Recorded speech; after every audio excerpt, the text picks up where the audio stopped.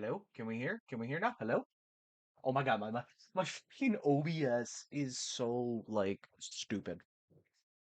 My OBS is genuinely kind of like a little goofy, but okay. We're working. We're doing.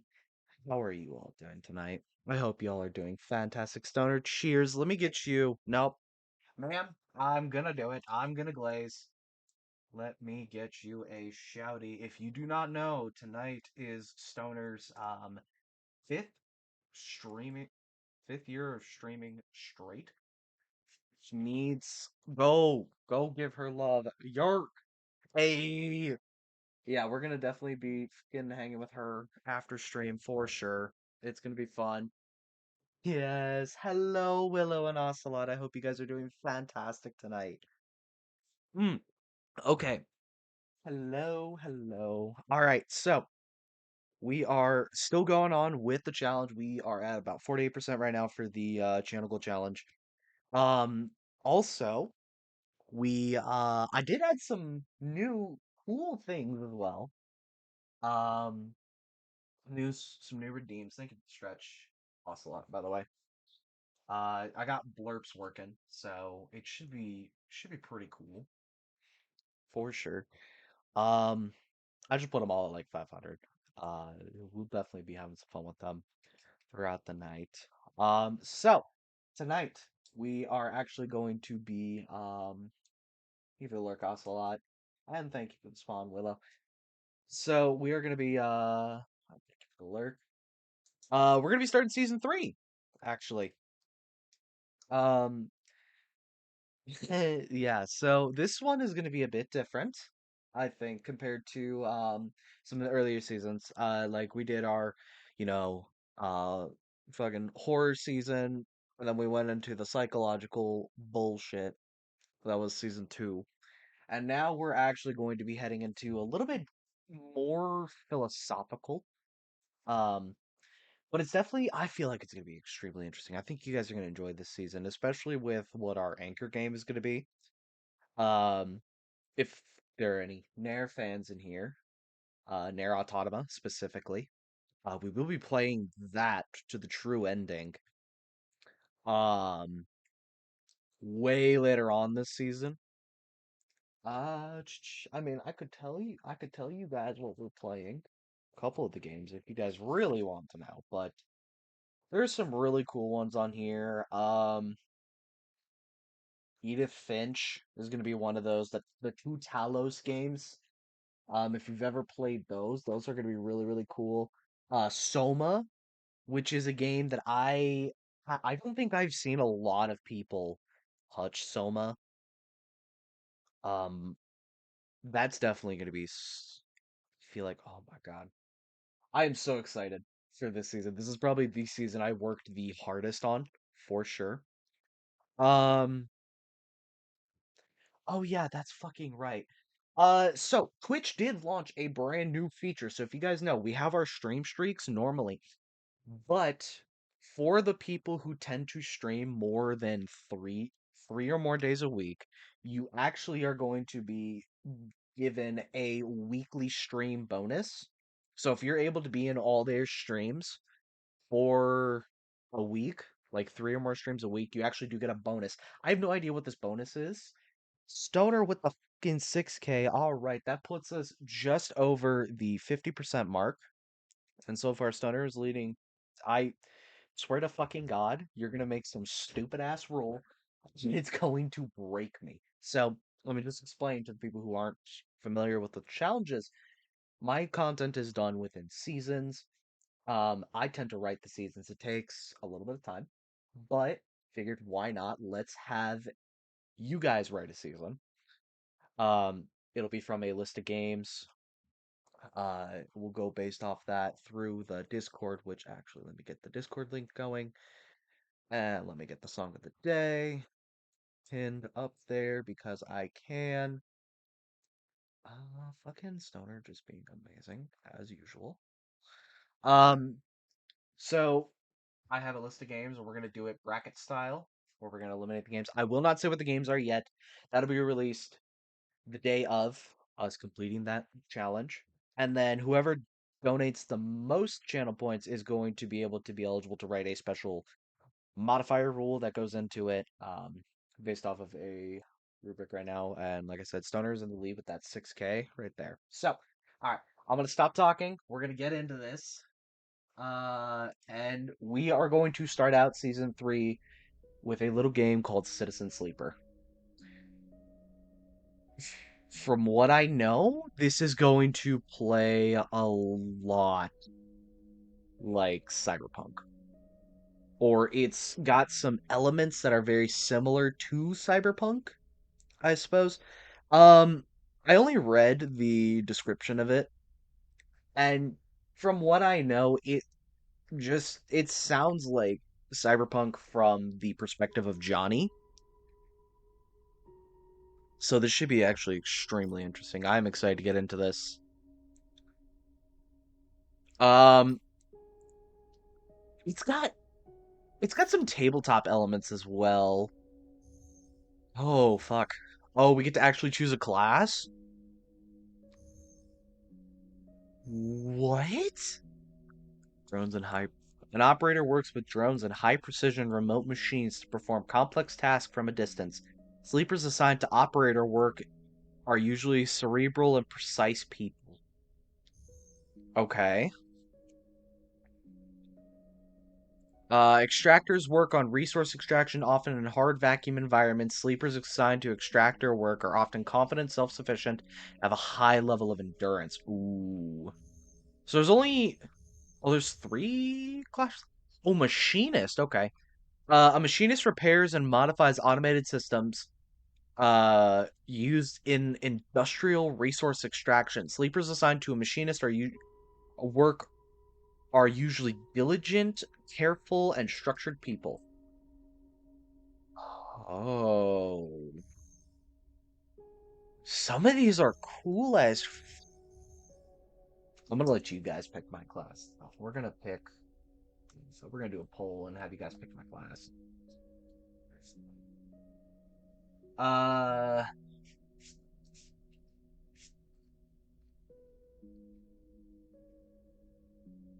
I I can spell.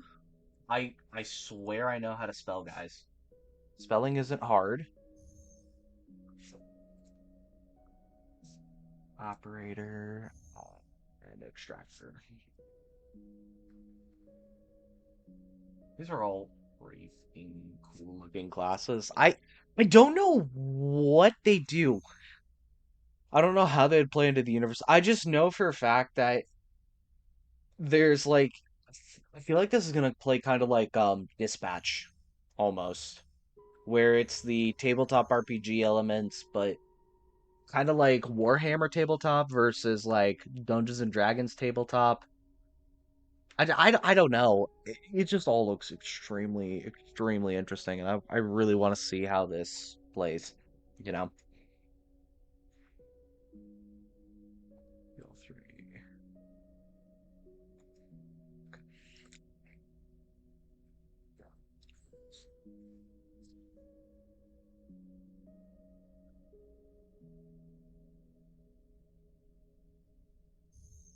This will just seem like extremely interesting. Cryo. All right, we will just run it. I think I'm going to run. You know what? I think I'm going to run Extractor. That sounds like fun.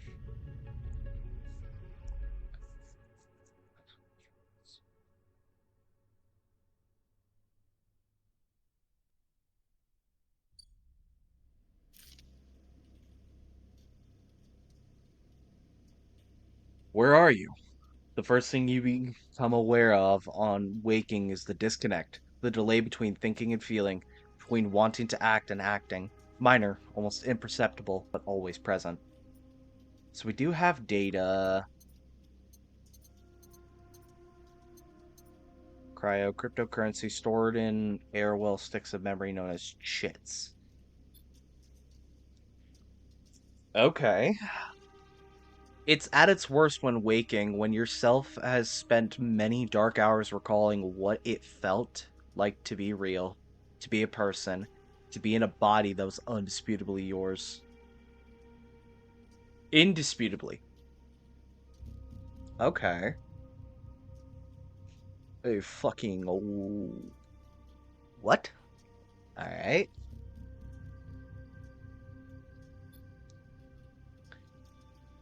A leap of into a cold lake on a hot day, the sting of blood welling from a fresh wound, the friction of a fingertip.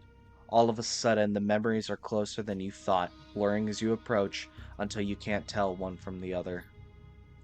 The cold slips in, behind and around you. The sensations fade out of reach. Perhaps you should be thankful for the dulled nature of this new body.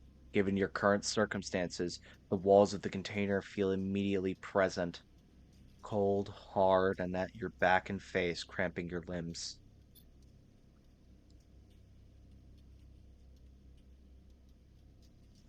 You resist the desire to stretch, knowing that the claustrophobia comes next, and retreat a little from your central nervous system.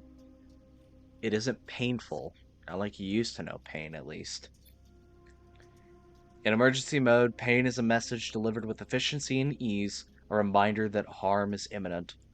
There is no insistent throb, no trembling nerves, just a warning delivered with the banal quality of a digital notification. Right now, there are thousands of them. You remember that it wasn't a good plan, but then your options were limited. And once you got the itch to get out, by any means possible, it was either that plan or something much worse. It was at least simple. Collapse to the shaft, drift away in the chaos, slip into the cargo processing, seal yourself into the containers, then just hope the freighter left before you were missed. Some were lost in the shaft, others never found the meeting point. Only a few made it to the containers. Freighter, as far as you know, left. It feels like enough. Enough to know that you might no longer be on that grim and heartless rock, even if in the airless hold of a freighter you might freeze solid long before you reach any destination. That's all there is now. It has been a long time since you left. Surely weeks, maybe months. You were dully aware of the damage to your legs, your right arm. You have been reserving energy as much as possible, but your body still needed to shut down many of its systems to protect you. You have spent much of that time asleep, knowing that anything else could be impossible to endure. You feel the weight of that impossibility begin to gather. It's time to sleep again, to nudge that false body into inducing delta waves in your emulated mind, and once again recoil into a dream of when you were once a person. Ooh, holy there's a lot of reading. Okay. I am playing a text adventure though, so that's kind of on me. So, time passes. Cold creeps further in. You feel something. Warmth. Not true warmth. I would be fucked reading all that. Absolutely. My throat is like dry. Mm. Think of the spawn ash, the indication of its presence. Your joints release from their rigor. Sound, too, everywhere screeching and shimmering so loud that your body ducks your hearing to protect its sensors. Then light, white as the cold, softer and softer, until in a haze of dirty yellow a figure appears. You are out.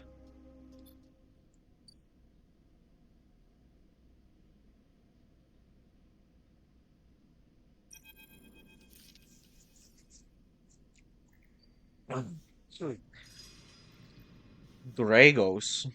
Hmm. Okay. Dude looks fucking dope. Jeez. It has been a few hours since Dragos pulled you from the container. You sit huddled in a corner of his scrapyard, swaddled in the reflective folds of a mylar blanket. Chansey in chat if anyone would like to catch it.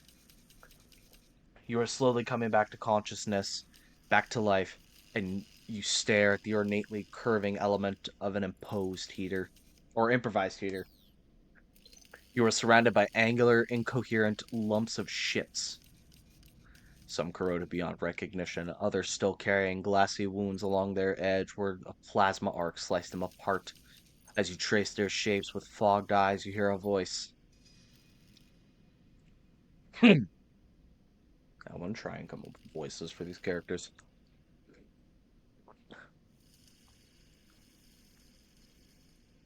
Trying to think. What voice would Regos use? Hang on. So, Sleeper, you all thawed yet? Almost.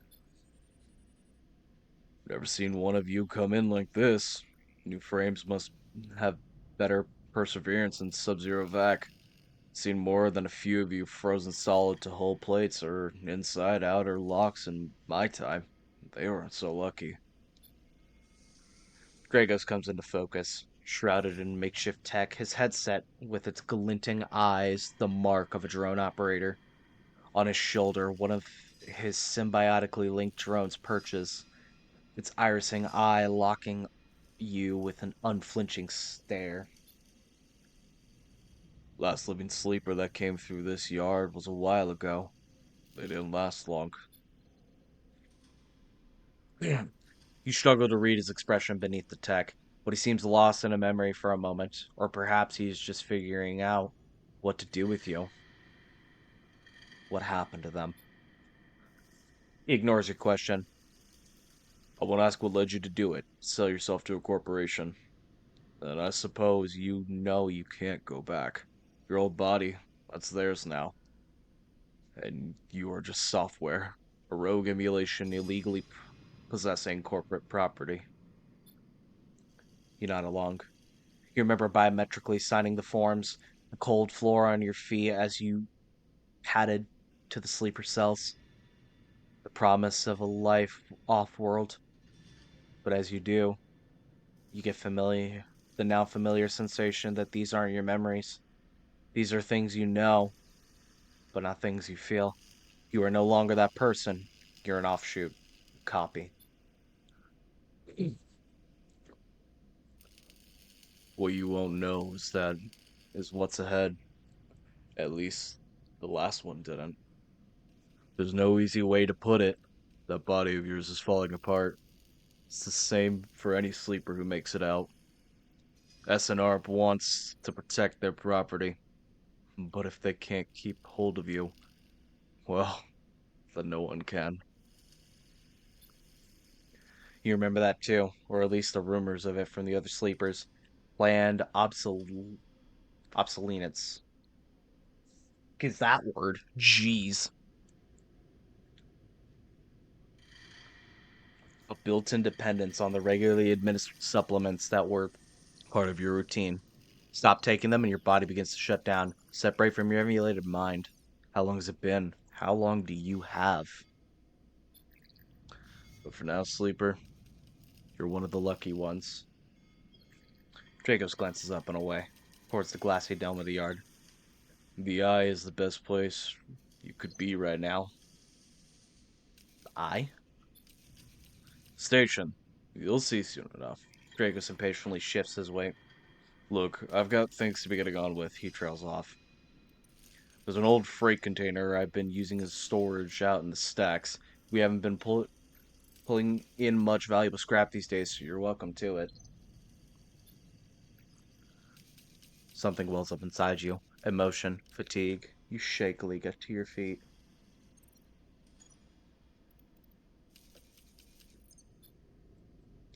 All right, you head on up there. You look like you need some rest.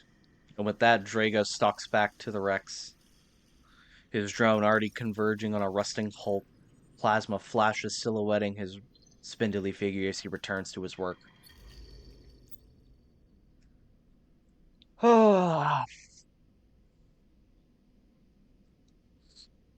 Okay. Jeez. Mm, so much fucking reading. But I guess we're corporate property. Okay. Yeah, Johnny. Hey, Johnny, are you good? uh, Welcome to Airland's Eye. Life on the Eye runs in cycles, during which you can talk to characters, explore areas of the station, and perform actions. At the end of each cycle, you need to head to your current home to rest. Resting will move time forward on the station. Head to the empty container location to rest and end the cycle now. Whoa, okay.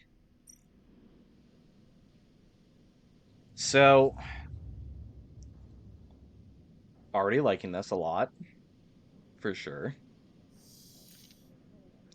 You wake up curled in the corner of the container and begin slowly assembling the world around you.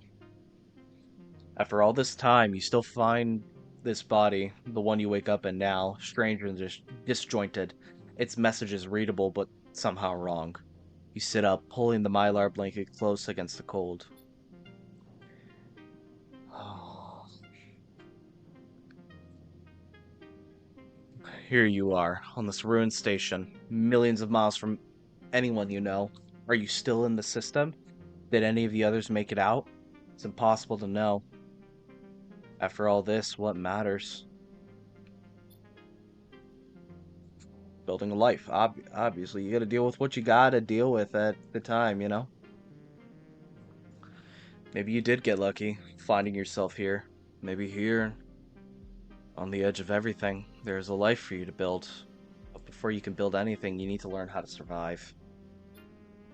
Maybe if you can do it, you can make a life for yourself.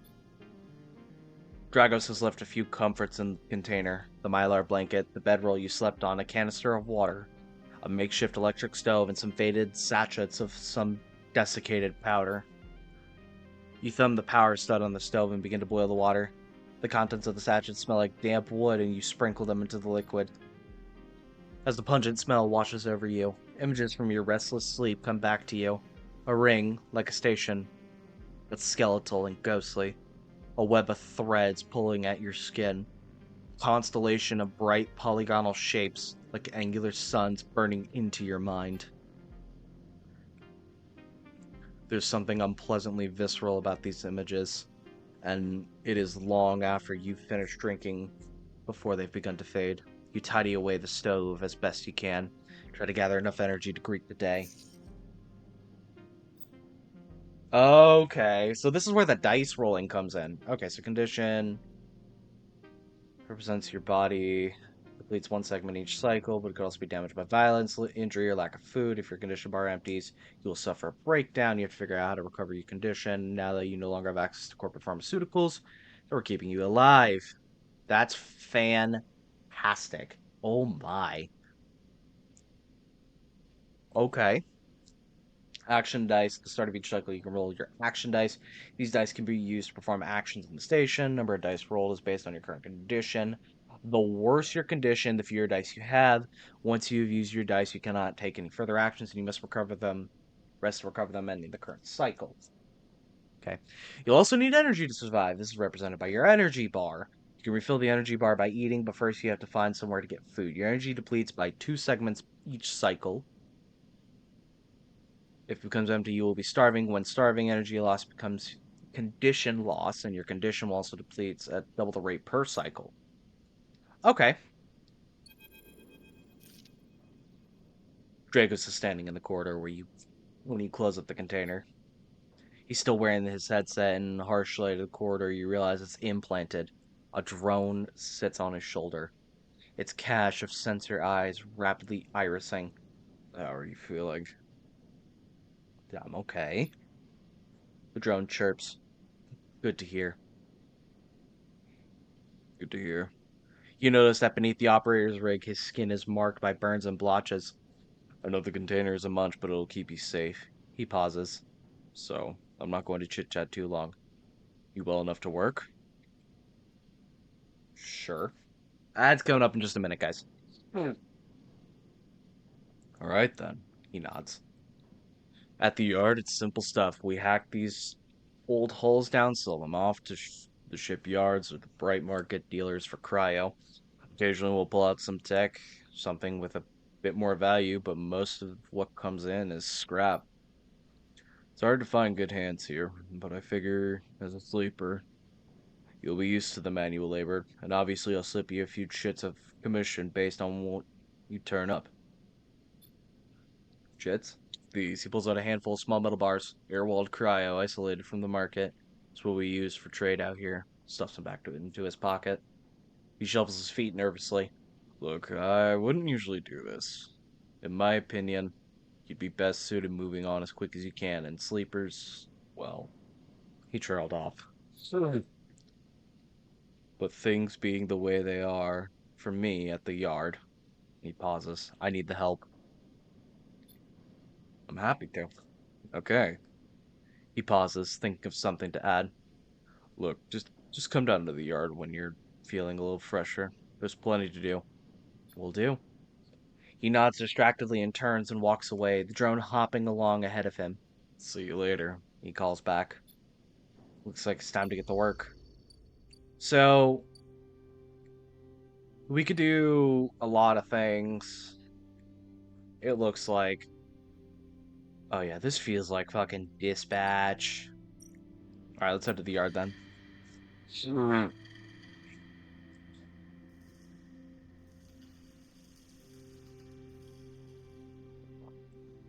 Okay. Mm. Actions are the primary way you interact with the world of Citizen Sleeper. To perform an action, select it with D-pad X, and then choose an action die to assign. Mm. I'll wait for you guys to come back from the ads real quick.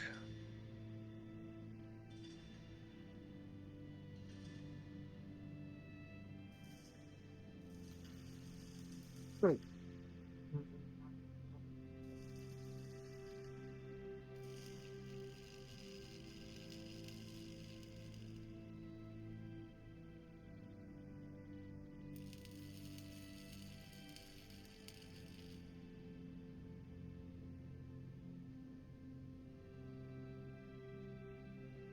So, trying to think. 6,000. Okay.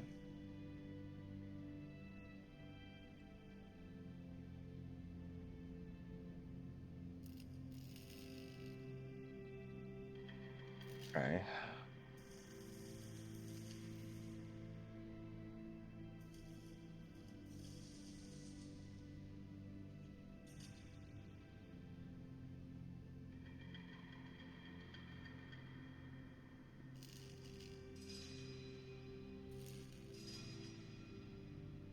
Hmm.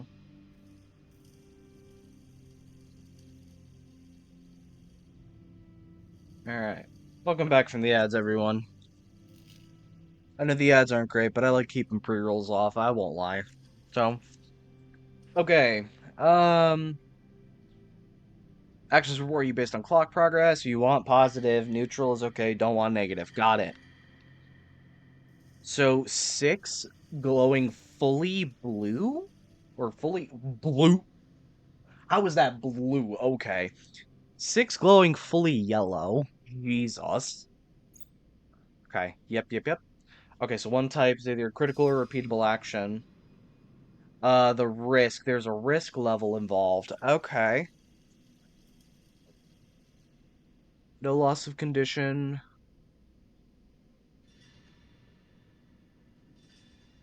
Oh, okay. So,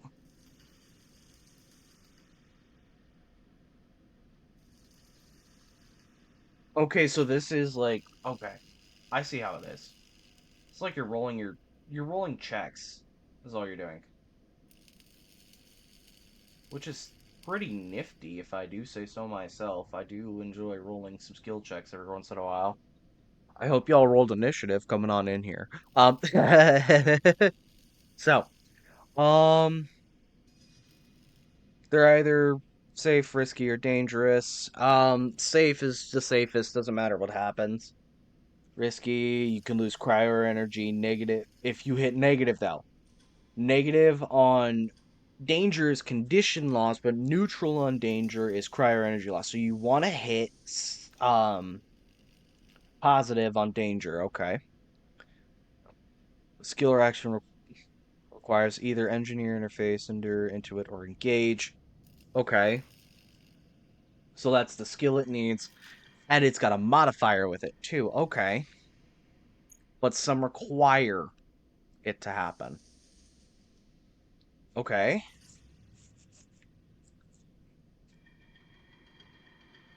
Let's see. You know what? Mighty Eno in chat. If anyone would like to catch it. Uh I guess throw this one in.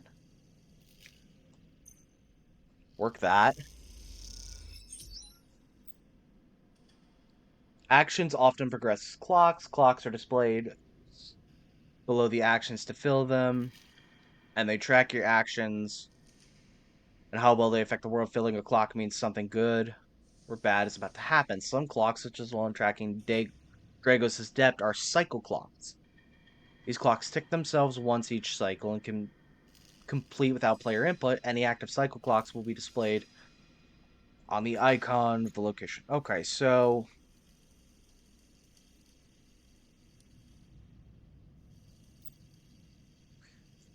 in Citizen Sleeper, you'll unlock drives as you discover more about yourself in the world. Drives can guide you in pursuing specific objectives depending on which path you wish to take. You can track drives, and any track drives will place a yellow marker on locations that will help you pursue your goal. Access your drive menu with L1.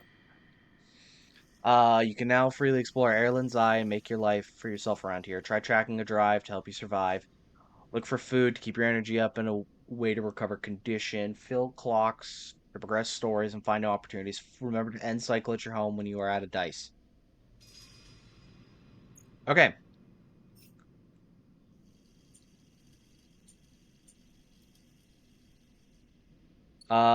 Okay. Let's see.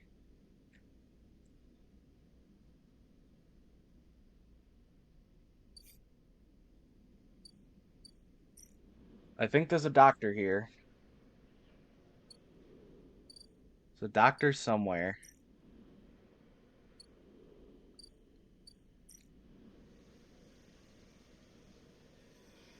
Okay, I'm not gonna deal with those yet.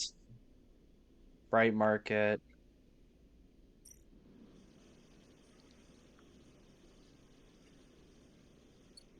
Okay.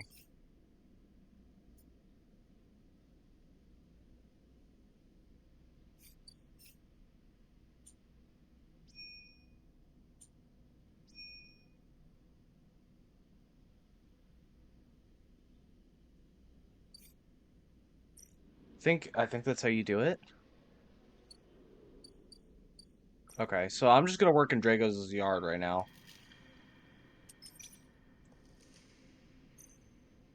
See what happens. Oh, okay.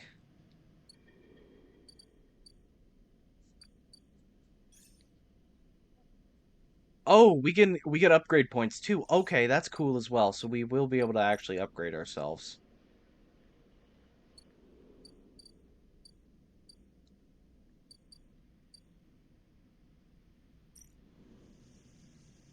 So you can do some stuff here as well. It looks like you can do stuff just about anywhere on the station. And this is like the back end.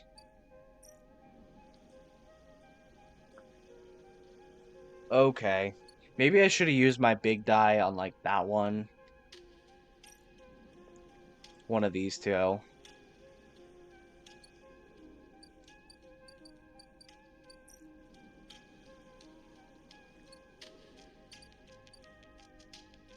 So yeah, I'll just keep working Drago's yard.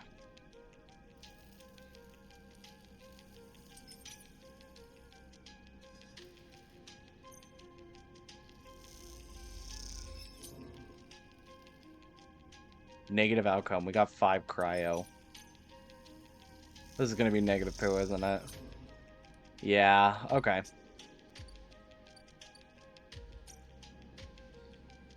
That's pretty good though. Perk sunbathe. I'll have to do that. I'll have to do that. Probably next one.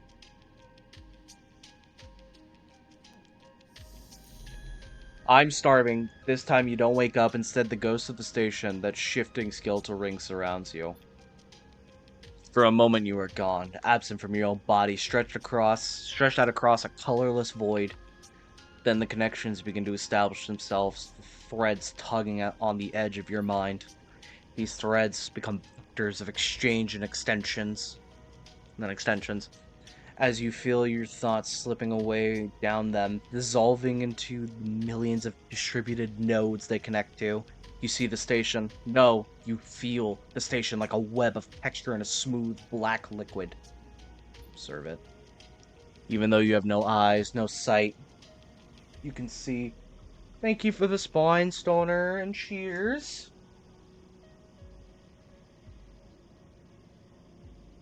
Oh shit. Um,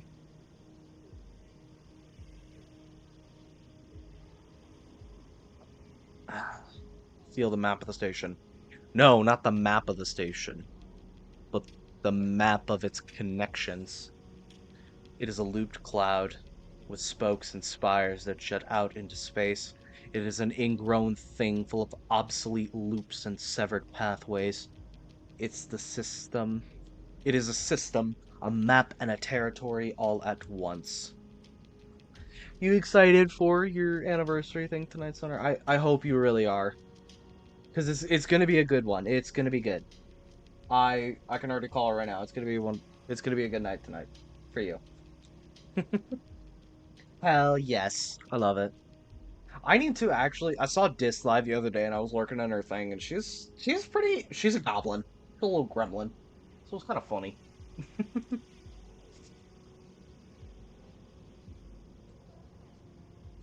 So you finally got to watch a Dis stream. It was kind of cool. You notice a tugging feeling pulling at you insistently, as if it were a small child. Somehow it is pulling in two directions at once. You look down. All of all of a sudden, everything shuts off. You came back trembling into this unfamiliar body, both yours and not yours all at once. You find yourself standing in the container, eyes now open to the dark steel walls. You feel change within you, shift. You close your eyes for a second and you feel it waiting there. The station splayed out across your mind, a storm of connective nodes waiting to be explored, and then it is gone. Okay, so number one thing I need to do is I need to get food.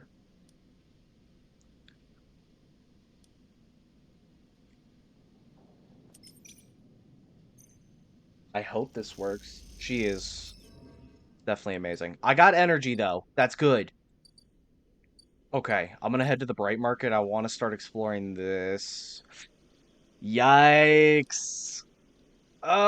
This is gonna go bad. I'm not gonna do it yet. I'm going to honestly. I'm gonna do this to gain more energy.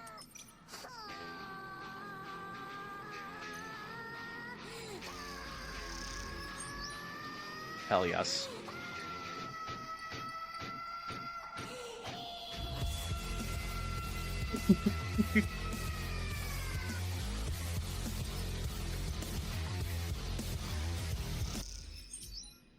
Hello, Dom. Thank you for the spawn and the Hoya. How are you doing? Okay, that's all I've done for this cycle, so I gotta go back, rest, yada yada, more reading. Overtired. Did a 30-hour double? Great. Holy fucking sh. Are you good? Are you good? My guy, my brother. What the hell happened that made you do a 30-hour? Jeez, man. Damn.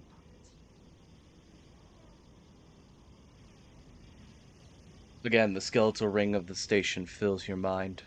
It sparkles with glittering lights, like stars reflected in a winter lake. It is clearer, crisper than before. The threads still pull, but you remain in place, flickering in the flow. Oh yeah, no, absolutely. I just hope that I actually get this job that I applied for. I have the interview for it tomorrow at like 3, so this should be interesting.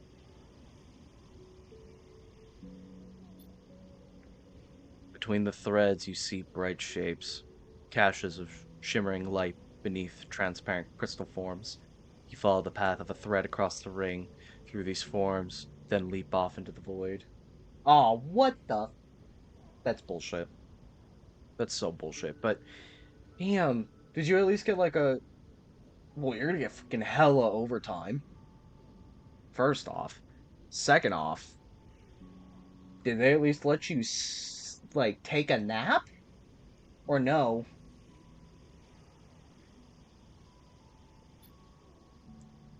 You begin to understand. These are nodes and connections, a map of information and of communication.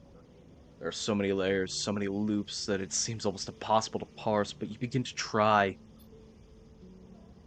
There are more threads than you can count. You choose one that passes nearby and approach it. As you inspect it, you understand why you instinctively chose the word thread when you first saw them. They're not a single line, but a rough, fuzzy things woven from data strings of all kinds. Threads and nodes, passages and puzzle boxes. One leads to another. There's so much here, so many answers, so many questions. All you need to do is follow the paths and open the boxes. You look out across this ghost landscape of exchange and see an opportunity.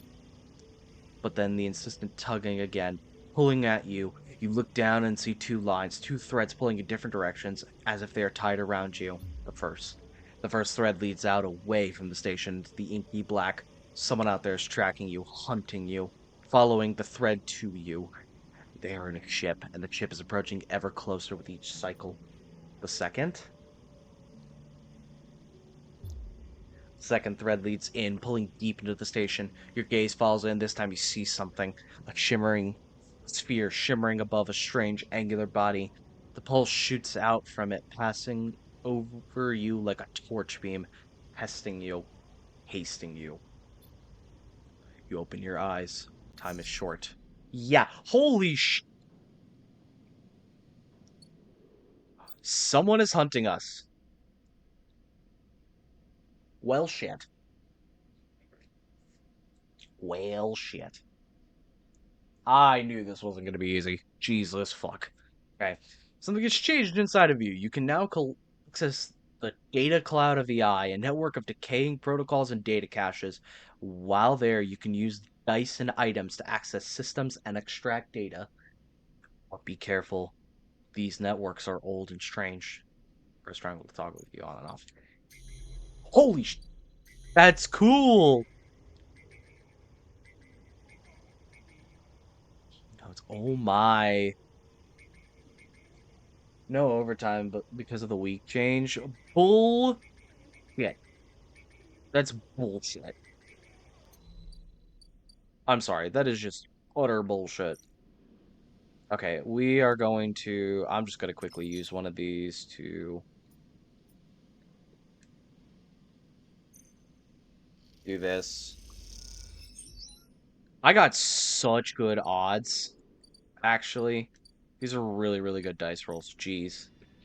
I am going to help Grego pay back his debt for sure.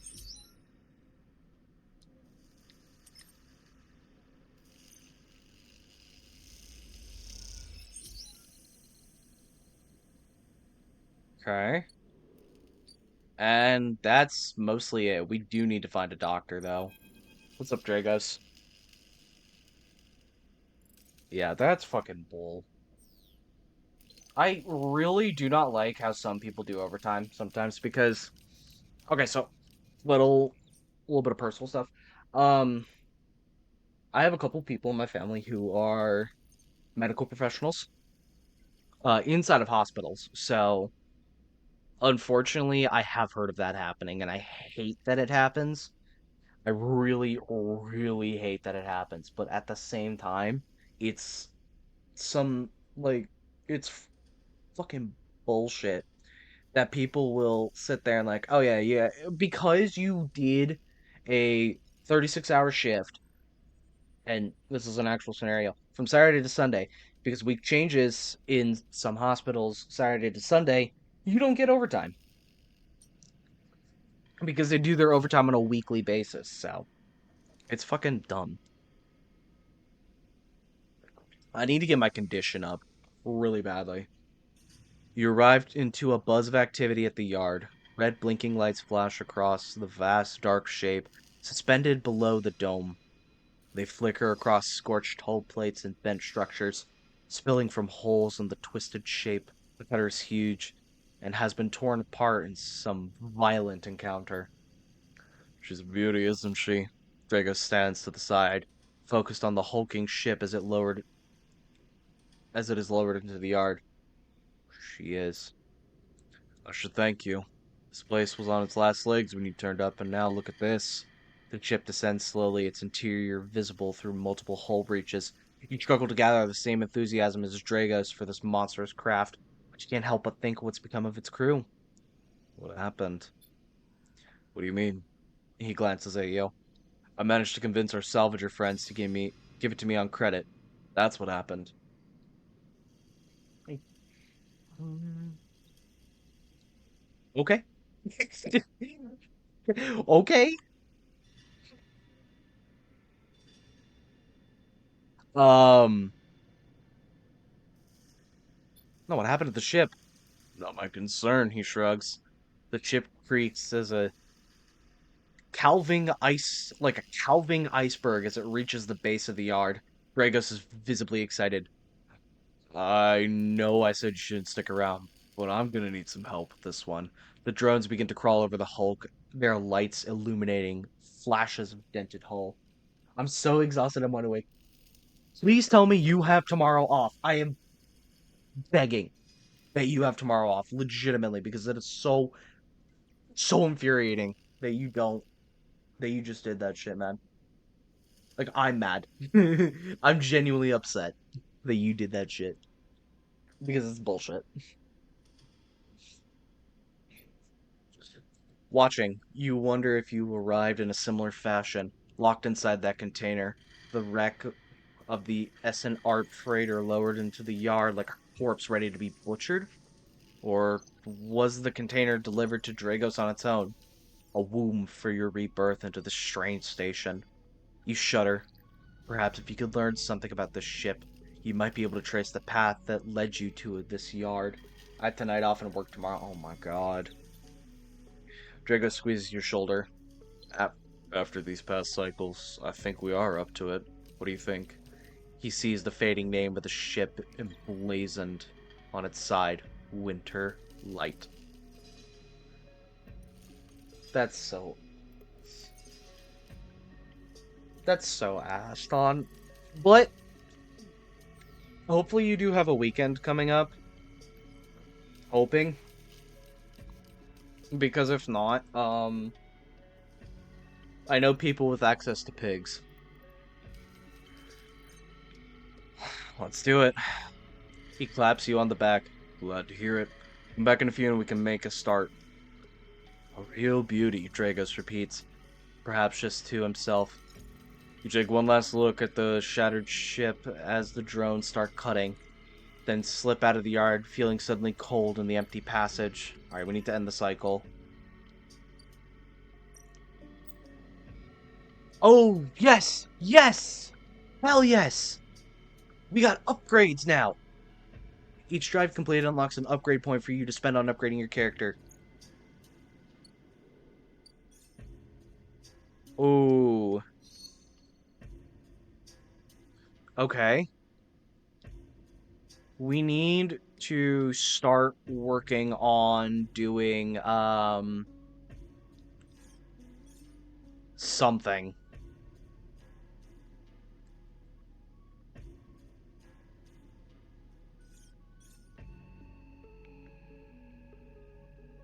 Ads coming up in 5 minutes, guys. Excuse me? Why wouldn't it let me, like... This game's a little... goofy.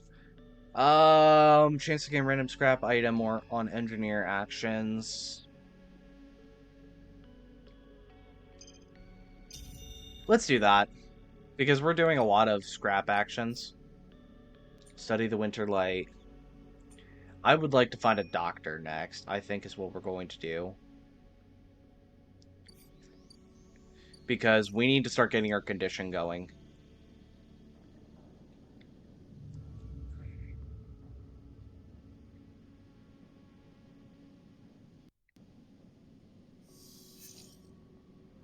Okay, we've already got great dice rolls, guys. Already. As you close up, a voice echoes down the corridor towards you. Sleeper, wait up. Fang is coming down the corridor towards you, a wonky grin on his broad face. Hang on, let me get a voice for this man. I can't fucking voice act. Why am I trying to do this? Jesus. Hey, glad I caught up to you. Do I know you? And he grins. You do now. He puts a hand on your arm. I've seen you hanging around. I just want to chat. You're staying in that thing? He nods back to the container, shaking his head. Rough. It can be hard to get a start on the eye. He looks away down the passage. What was it old Erlen say? The eye opens for us all. Nice idea, but, well, it's not very practical. He glances back to you. We've done our best, but it isn't easy. We? Mm. You pass together into the main walkway. Avenage.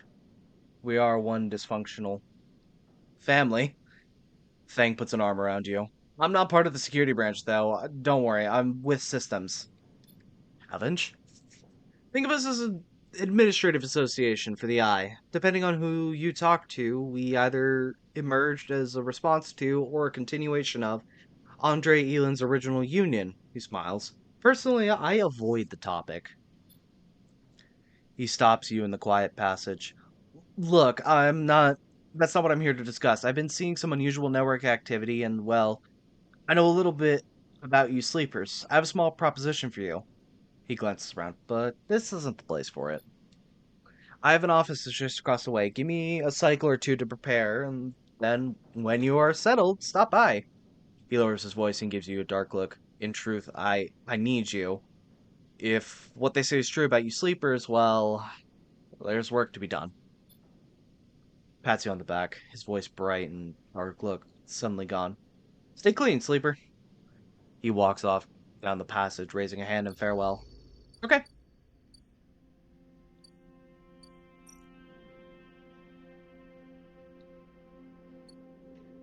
I don't think we're gonna find a doctor quite yet.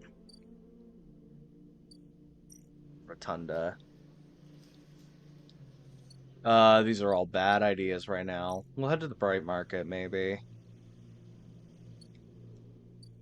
No, I think we're just gonna head back and chill with Dragos. Okay, Dragos. Hey, buddy. Oh, my lord. Well, shit. Maybe we just wait until I get some better rolls. Okay. Let's just start gaining some materials. This could work. Negative alcohol. Oh, I lost condition. Shit. Try it again. Okay, we got a positive condition. Good. This is really risky. But it could work. Ah, I lost energy. Okay. Alright, so we just gotta be smart about how we roll our dice. Guys are coming up in about a minute, guys.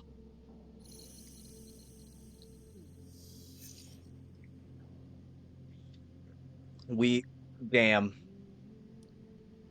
we really need some good condition to start happening. Okay, we got some energy going. I don't want to risk doing anything else. Whoa, whoa, whoa, wait, wait, hang on, hang on, hang on. Oh, Fang, that's right. We forgot about Fang. Sleeper! Fang catches your attention as you approach the Havenge building, leaning against the bay door to the side of the entrance. You approach. Easier to come in this way. Security and all that. He gives you a look. You know. He slams a button, the bay creaks open, blinking lights in the dark behind it. You follow Fang inside. Truth be told, I don't spend much time upstairs. This is where I work. The door the door hisses as it closes behind you.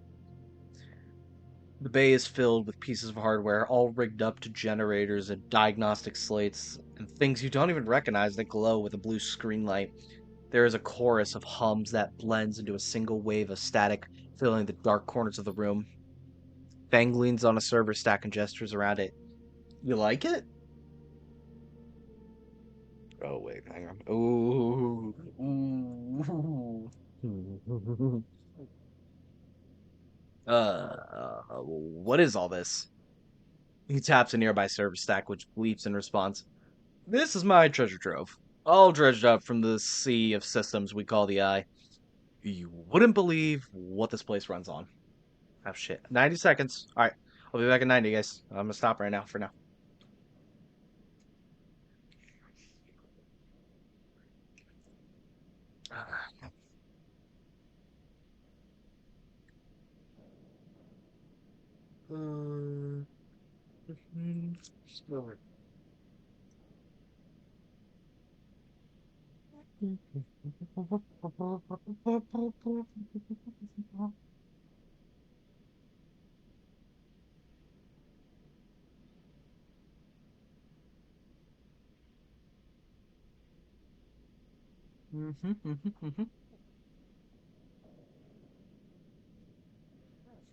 This is gonna be a really interesting game. I can already tell that by that much right now. I'm already really liking this a lot, for sure. No, this is, oh my god. How do I explain this?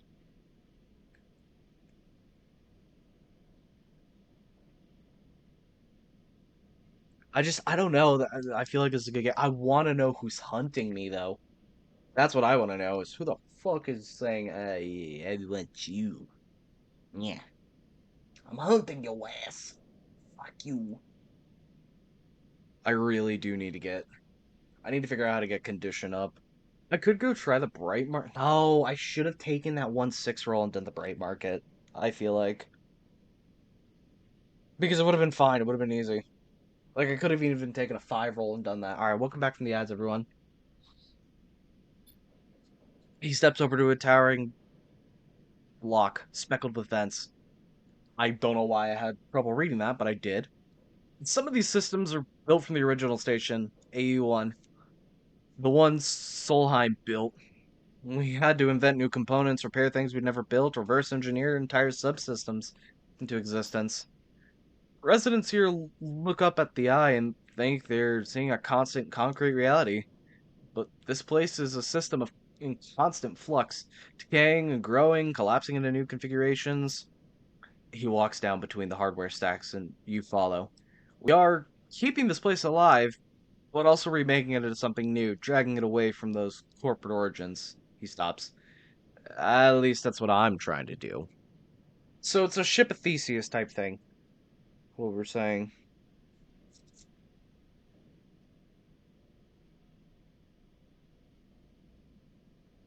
I need to, you know what, now that I'm thinking about it, I want to know if we can customize these weekly badges that they're doing now. Because if we can, that would be dope.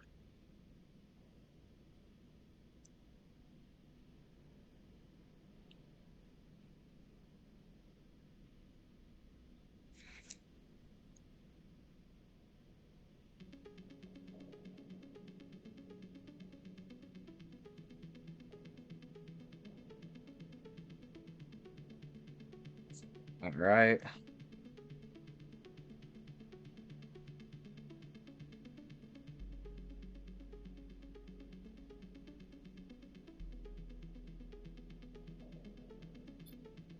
Yeah, definitely a ship of Theseus type thing. Let's go. Wait. Ooh. Oh, hell yeah.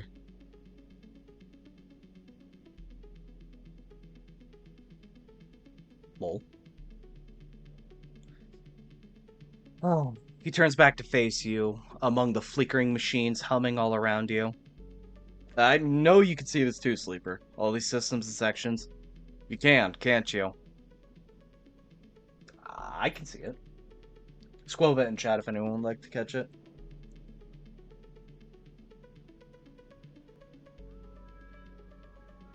It makes sense, right? You are between here and there, between the people and their systems. You light up this place like a beacon. That's what I need.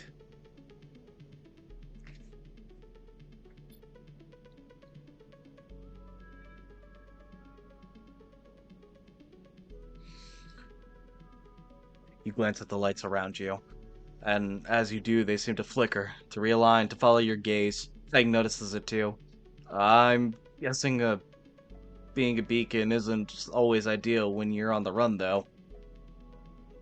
They're tracking me. He pats you on the shoulder.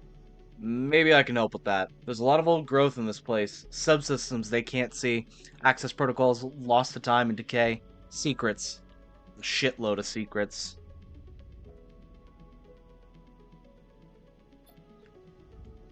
With your help, I can unlock this place. Break off those last ghost limbs of corporate control. He lowers his voice below the hum. Even in Havenage, there is old growth. Those whose roots trace back into those bad old days. You can help me dredge up the past, and I'll see what I can do about that tracker of yours. He winks. What do you say, Sleeper? I'm in. Fang pumps his fist and claps you on the shoulder. He meets your eye. You won't regret it, Sleeper. Fang passes you a ragged-looking metal tab. A gift, he smiles. It's a Solheim cipher. I dug it up from the depths of the station. Slot that into an old network gate and you'll be able to pull out all kinds of secrets from the nodes inside. He walks you back to the front of the bay. Start by bringing me whatever you can turn up. Use that emulated mind of yours and see what's out there. Let's get a picture of how things are. Those above? He nods at the ceiling. Have granted me an acquisitions budget. I could pay you for whatever useful data you bring in. And I know you need it. He slams the door button again. Keep it quiet and keep it clean, Sleeper. I'll see you soon. You step back, blinking. You step, blinking, back out into the passage. Those flickering lights are still in the back of your mind. So we got a new drive. Okay. Disable your tracker. So the only way we could do that, I guess, is try to... Okay. I'm going to risk it in the bright market.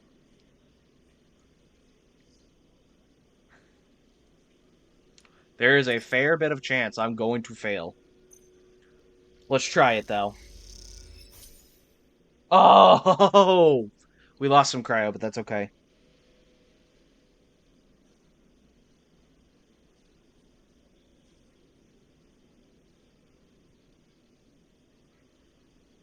Okay. We got some local knowledge. We will find a doctor. I hope. Complete active scenes. Oh, is there an active scene I gotta complete? Oh, there is right there.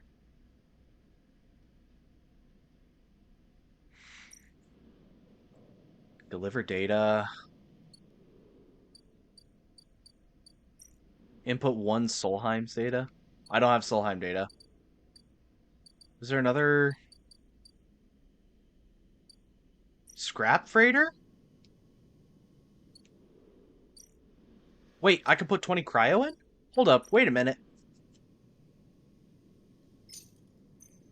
Start action. Oh!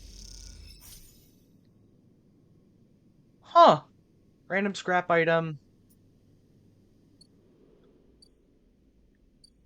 Okay. There's still some scenes? Okay. All right. There's still some shit we could do. Do I have to do something with the Solheim chip?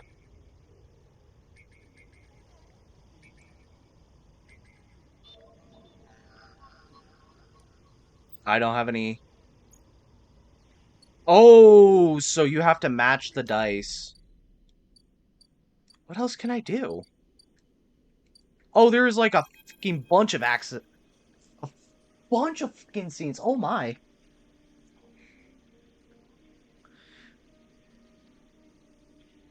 Next comes the call from the enforcer at the door. You shuffle down the flickering hallway towards the open apartment door. You keep your head down and your shoulders high in queue, trying not to bring attention to yourself.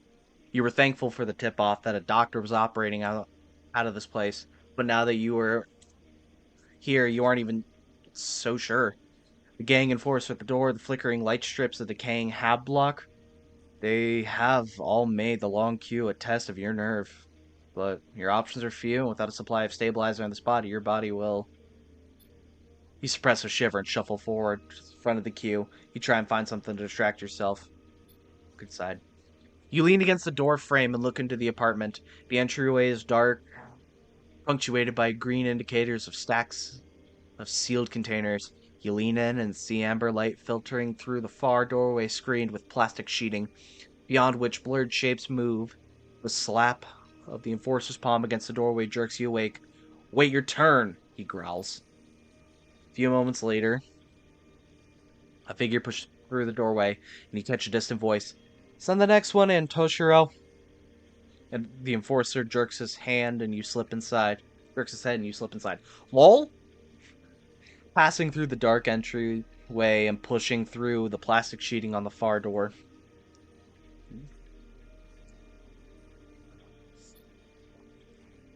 Ooh. Oh fuck. Give me just a second.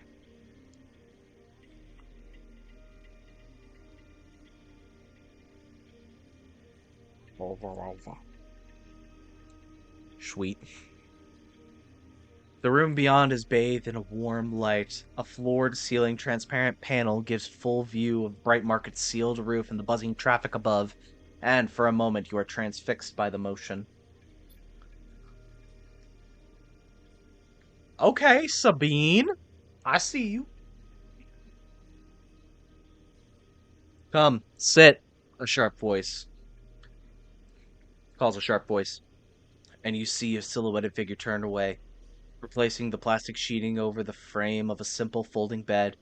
You make your way across the room. The figure turns, and as they do, you see an expression of confusion flash across their features. They open their mouth as if to speak. They blink, and they quickly regain their composure.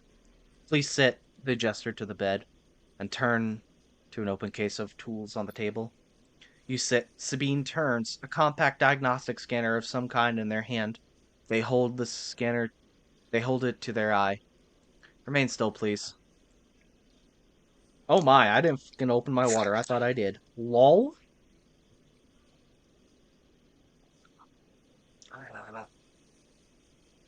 Ooh, oh my. Remain still, please. Their tone is clipped and businesslike. You stare ahead, still dazed from their expression when you first entered. Fear, recognition, sadness unmistakably etched across their face. How long have you been at the station? They ask, a scanner still to their eye. A few cycles. They nod. It's good you came to me. Let's set the diagnostic scanner on the table. I'm going to start by assuming you don't know anything. They take your arm and roll up your sleeve, inspecting your synthetic skin. Your body is dying, they say without ceremony, without drama, not without empathy. SNARP doesn't like see its proprietary technology let loose to prevent bodies from yours frames, as they call them, from being stolen, repurposed, or in your case, escaping. They built a process of so-called planned obsolete. Okay. Frames decay rapidly when not regularly injected with a stabilizer, one which SNARP remains the sole producer of. They they look up. Sound familiar? Yeah. Good. That may help. They swap to your other arm, running some thin metal device over your skin. You feel your forearm tremble. I'm sorry, Sabine says. And you are unsure if they mean for the cold touch of the metal or anything else. Emulations like you, sleepers as most people know you, aren't classified as people in any of the surrogate systems. You have no rights, no status. They focus hard on the inspection of your arm. An SNARP has no reason to release a stabilizer into the market. Sabine looks up as if to apologize again, but then stops himself. I know little of this is of use to you. They turn away, disassembling the metal instrument and cleaning it. Silence fills the room as Sabine works. Then the silence gives way to tension. You stare at their back, willing them to say anything. Sabine turns to face you. I may be able to help. They sigh, and you see the darkness under their eyes, hear the fatigue in their voices. They gesture at the door. You saw Toshiro outside? You nod. He works for my benefactor, Yatagan. They're influential in the low end. They give me this space to work, run the door, and take the profits. At the same time, I have to fix up their enforcers, tend to their implants, sew up the wounds. They look away. But Yadigan has connections. Smugglers from the Starward Belt. Mercenaries working for the corporations on Ember. And they can source a stabilizer. Maybe you'll have a better chance. Sabine sets down her slate, their notes complete. This is dangerous, and it will be expensive. But I think we can do that. Why help me? Sabine walks away to the window, their face dappled by the shadows of passing drones. Let's just see if this works first. I'll let you know when I have a lead. You can nod and leave, Sabine still staring out, unmoving. When you reach the lower level of the market, you look back through the panels of the roof, see if you can see their face, but the room looks dark against the lights in your market. You duck your head and walk off into the crowd.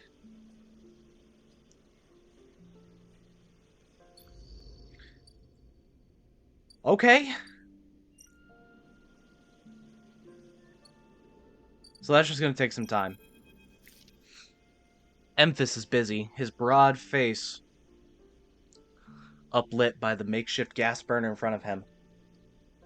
With precise and delicate movements, he lays thick chunks of marinated fungus into a dented wok. Mood? Mood?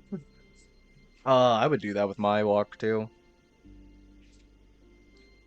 His other hand idly tossing a metal bowl of sliced vegetables and some red flicked dressing. The smell is incredible. I would imagine that sounds kind of good. Now, I ain't the type to, like, I don't eat mushrooms for fun, but I am the type to enjoy some good stuff, you know? You know.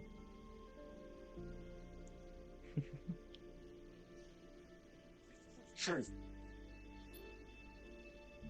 You watch as he fulfills a set of orders, heaping the fungus with bright salad and depositing it into plastic trays. A stack of chits rattles in his apron pockets as customers files past the burner, handing over payment. Crouch. You join the queue. It's mostly made up of off-duty salvagers, vac suits unzipped and rolled down to expose stained vests. Grubby mods, a lattice of scars and tattoos. They discuss the best food in the eye, the best drink, comparing notes on bright market dives. Their words cut through with the heavy spacer slang. Eventually, it's your turn. You shuffle to the front. Emphas speaks in a deep, even tone without looking up. First try is free. Thank him. The smell is almost unbearably strong as he cooks. The earthiness of the fungus laced with something so spicy the smoke makes your eyes water. The heat from the burner is like a bonfire. Your skin hardens at its glare. I know you, you sleepers, Emphas says while he cooks, his voice deep but clear. A hard life, a lot of stories. He glances up from beneath his cap with piercing eyes. I know. You begin to tell him about your journey to the eye, and he nods as he cooks, his eyes never leaving his work. You tell him of the confusion, pain, but also the sense of possibility and sudden arrival. You tell him of the cold and the dark of the container, and the endless cycle spent within it. Now it seems you tell him, like some dream that you once had but you can never forget. You tell him that the eye excites you and scares you, and you are unsure where to walk, where to look, what to do. Eventually, you tail off, running out of words. He places a plastic tray of steaming fungus in your hand. Next time we could talk some more. He smiles. The next time you pay. He slams a heavy hand against the button of the burner side and shuts off. The roar of the flame, the impressive heat fades. Next time then, sleeper. He waves you away and begins to oil the walk. Before you turn back to the alley, you notice a geometric pattern of circular scars across his forearms, each surrounded with a constellation of glinting pin marks. Oil burns. Most of them. That sounds like oil burns. You walk away, and as you do, take a bite of the rich, spicy, delicately sweet fungus. Your taste sensors light up like a fusion reactor. You'll be back. That's a fucking move. We got energy. And we got a new drive. Hell yes. Low end gate. I don't think we can do anything with that yet. I don't have a toll to pay. Because I spent my cryo. We'll come back and get the data. Can we end the cycle? We can. We need to get health, though.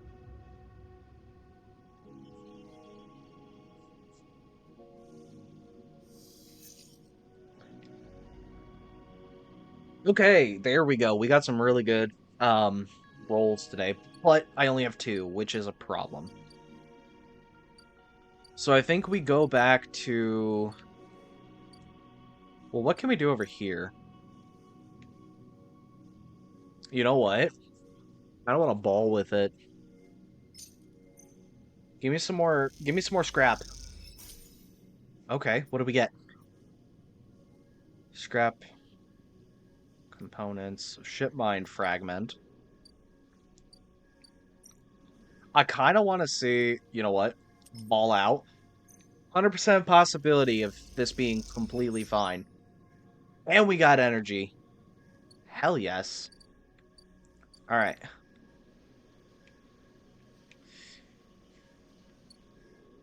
Okay. Can I do any of the hacking stuff? So we need to just match inputs. That needs to be a 2. What about the Havenge systems? That's also needs to be a 2. Oh, there's a Solheim cipher. We could have done that then. Gate S7 access? So if we get more Solheim stuff... I mean, that's a Solheim node. Let me go help out Dragos then. Because we need to help him out. That's dangerous. That's safe, but it's going to be -1.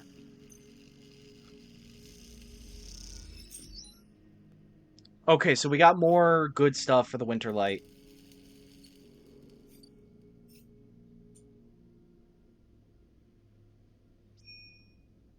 Let's go eat at Emphasis Stall. We got some more scenes, too, that we could do. It's going to take a few cycles. Yeah, that tracks.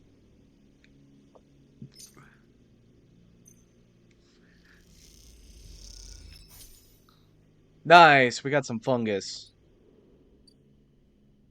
Okay.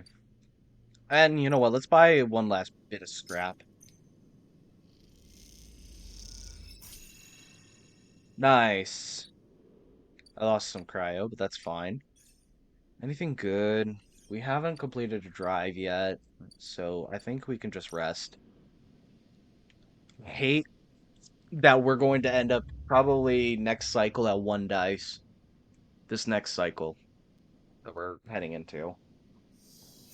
No, we're still at 2. It's gonna be the next one, though, that we're gonna finally actually be able to do some stuff with Sabine. Which is really, really good.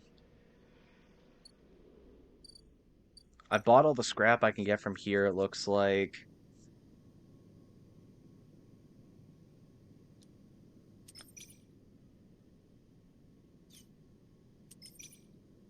Fuck it. Roll it. Let's go. 15 cryo. I like that. We need more cryo anyways. I think we have to finish Fungus Fan. Yep. And then let's go ahead and gamble with Bright Market, see what happens.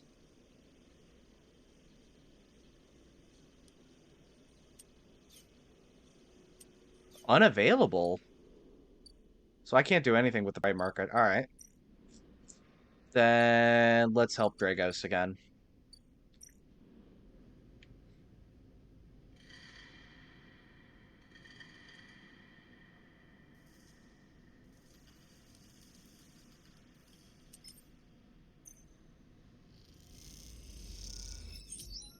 Nice. And we got some 16 cryos. That's good. Oh, let me bring him the data. Because I do have the data. Don't I?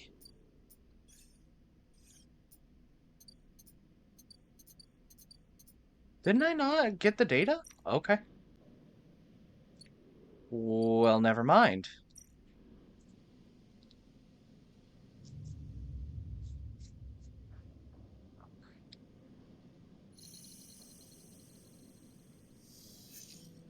We still are getting 2 dice. That's insane. Okay. I can use this one on one of the nodes, I believe. Bypass.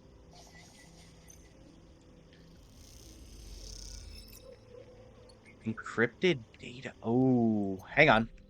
I believe I could take that. I need Solheim data. Okay. Sabine. I want to talk to Sabine real quick. The first thing you see on entering is the glint of Toshiro's implants, like a cat's eye in the dark of a corridor. He nods you in as you arrive at Sabine's door. The entryway is still dark and you push through the sheeting into the surgery. I have it. Sabine stands with a case open in front of them. A set of vials lined up inside, separated by foam inserts. They pick one up, rotating it in the warm light.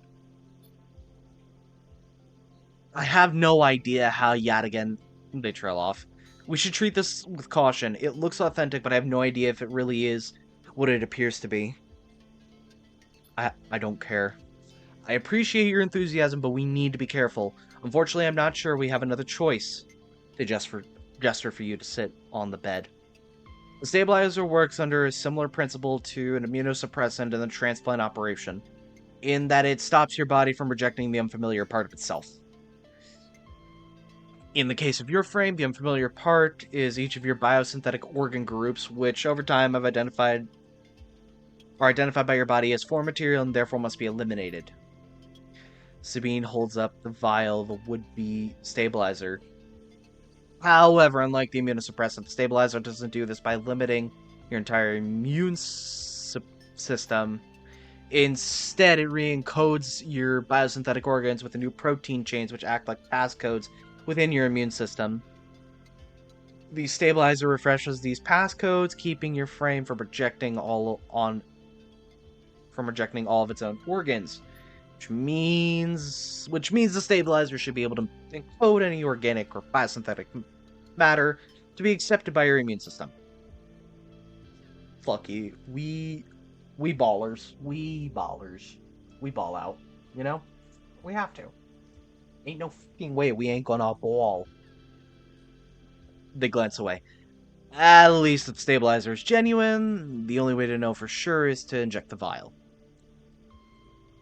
They began readying the syringe. I'll start with a small dose to limit the risk. Okay, let's do this. Sable cracks the glass neck of the stabilizer vial and uses the syringe to extract a fraction of the liquid. That's coming up in about a minute, guys. They tap the syringe and you watch as if any sign might emerge from the clear liquid.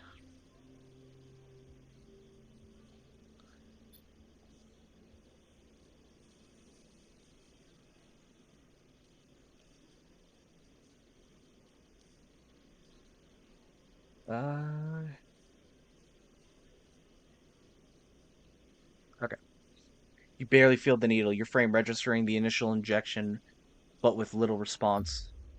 A sensation begins to spread from the site, a fizzling, trembling wave that disperses through your arm with incredible speed. Your vision goes white, and when it returns, Sabine appears encased in shards of sparkling light that slowly fade into darkness as you settle back against the bed.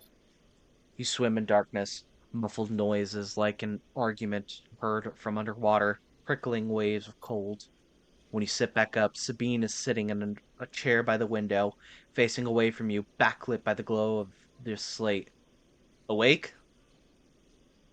Yeah? The stabilizer is genuine. They sit down beside the bed. I don't know how Yadigan acquired a case of the stuff, but they did. Sabine looks troubled, distracted. You should rest some more, but you are going to have to do that somewhere else. They gesture at the door. I have other patients. Sorry.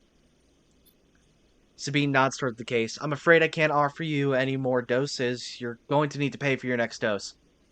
Silence fills the room, and they return to their glowing slate, looking around the room. It seems different somehow, as if things have moved or shifted.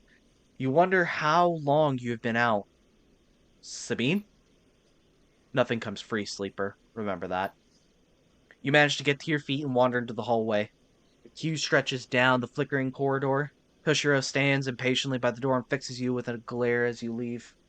Ah, here's the ads. I'll wait for you guys to come back. Hmm.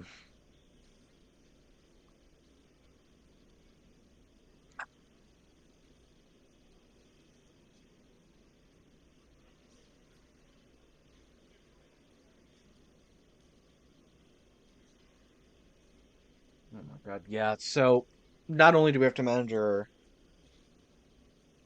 energy, but also our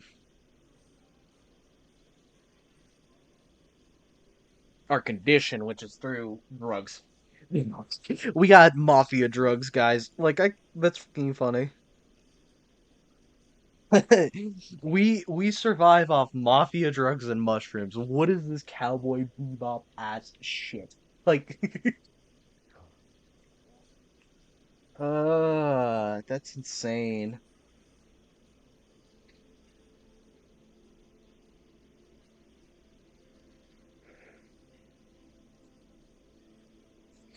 That is insane. Like this does actually feel like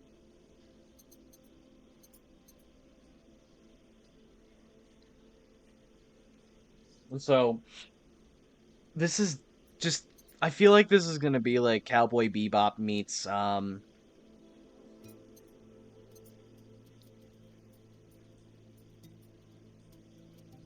yeah, Cowboy Bebop meets Cyberpunk. Cool. So Sabine can no longer heal us anymore. Right, market. I would like to sell some shit. Okay, so we're completely stable now, which means we're gonna get 5 dice next cycle. Cool.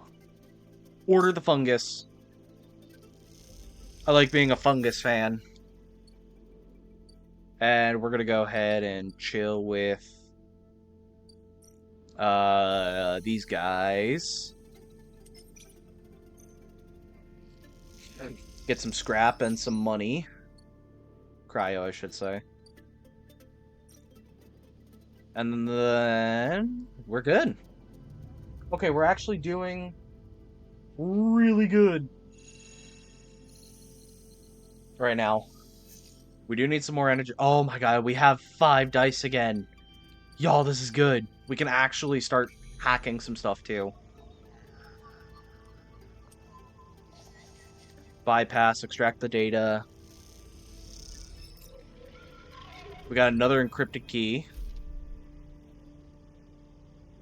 As you drift back from the node, something latches onto you.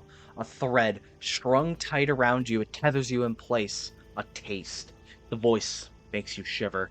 Its source somehow both distant and close behind your ear. You see a distant glint of light shut off, and then suddenly a shape is at your side. It stalks around you, circling like a shark, like a wolf. Entity unknown. Astringent. Processing. Stay still. Please hold. The thread around you thickens until it is a ring, a cylinder. A tunnel of light circled around you. Circled around you. It is blinding for a moment. And then it is gone. As it fades, you see a figure, a creature in front of you. Its head flickers between different angles, reading you. Who are you? The shape paces around you on its lithe legs, though there is no ground here to pace on. Entity. Identify. Origin. Serial. Cadence. The figure faces you expectantly. Sleeper. SNARP. Unknown. Known. The figure's strange head rotates. Brackish signature. Of. And not of. Attempting interface. As the figure speaks, more threads begin to spiral from its head, thick, snaking vine-like ribbons that flex and wave. They approach with intent. Stop! The figure halts its threads, its head twitching. Entity, your identity is unknown. We only seek to correct illegalities. Can you confirm your legal right to sentience? I am a person. Incorrect. You're an entity. All at once, Hunter's head is directly in front of yours, blocking your vision. You stink of their taste. The one from the sealed dock. Hunter shimmers with fury. I will fight access. I will interface. Sealed dock? The entity hides. An entity hides in the rotunda. You are its puppet. The Hunter extends its razor-edged thread. I will not be diverted from my task. It glows with murderous intent. Strike. You lash out with all your force. Not a physical strike, but a focusing. A spike of interference leaping out like at the tip of a spear.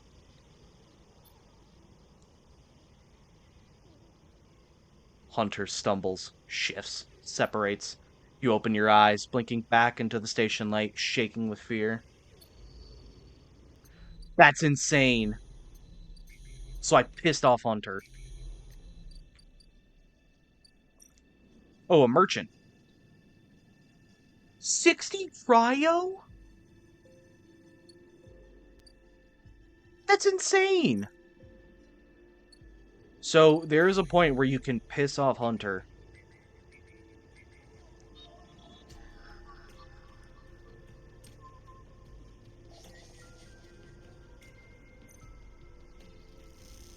Solheim data.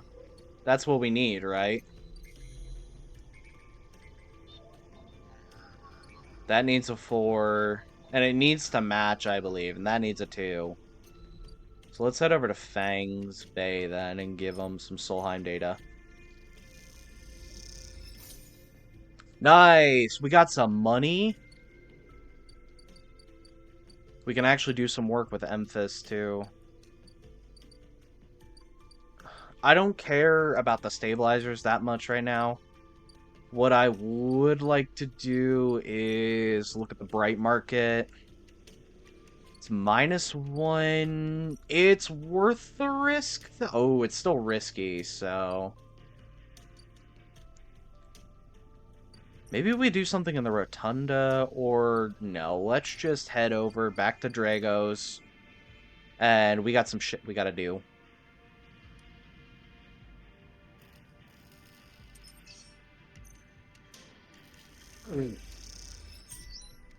Nice, we're gonna get some more Winter Light progress done for sure. I hope. Ah, yard clearance. Okay, I don't want to do that. I would like to head up, work with Emphis some more. We gotta keep feeding him some cryo. Nice. We are a fungus fan. Track you past. We need to continue digging into the networks. Oh, I have to buy a vial of stabilizer? I guess I won't be able to do anything until I finish off these nodes. Speaking of which, I'm going to do another node. If I can.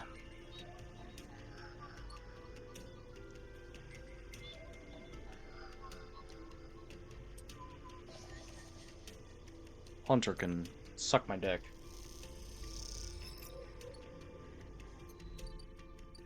And we're just gonna go from there. Oh, there's an active scene right now? Oh, at Emphas, probably. Sleeper! Emphas calls out to you, a booming voice that echoes through the corridor. Tell me a story. He throws a handful of chopped mushrooms into his wok, the fire leaping up to meet the oil. I see you, cycle in, cycle out, but we never speak. Tell me a story. What kind? Any kind. He pauses to drizzle something from a plastic bottle into his wok. Well, one of yours. He looks up at you. Nothing stolen. You pause. The spice is rich in your nostrils, and you think about what kind of story you would like to tell, Emphas. This game seems difficult for my tiny brain. Pancake, you have one of the biggest fucking brains that I know, so don't fucking say you have a tiny brain again. Okay? The only thing that's tiny is your fucking gallbladder. You thought I was gonna say dick, didn't you? No, you have a very big brain. It's just Dungeons and Dragons, my guy. That's all it is. Penny! Keep the change, you filthy animal. Oh my god, it's a penny! Thank you for the biddy. Bitty bitty. You look at Emphas, the listener, and imagine he has heard it all before. Perhaps he would enjoy a strange story. Something with some spice. Yes, all the sleepers, you tell Emphas, had dreams. Some were simple, memories left over from the emulation process that had become tangled up in their minds and would come out when they slept. Spice. I mean, this is pretty spicy. This is pretty good. This has got to be pretty good.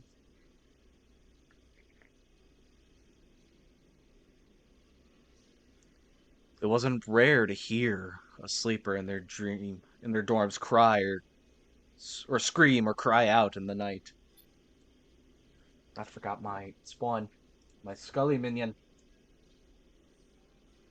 Oh, there we go. But your dreams, those gray skeletal after images of systems and structures of threads and patterns, weren't like the others.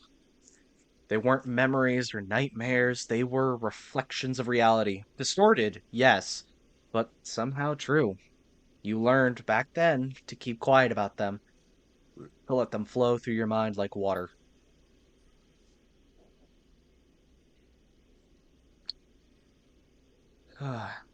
That was until now, till you arrived in this place.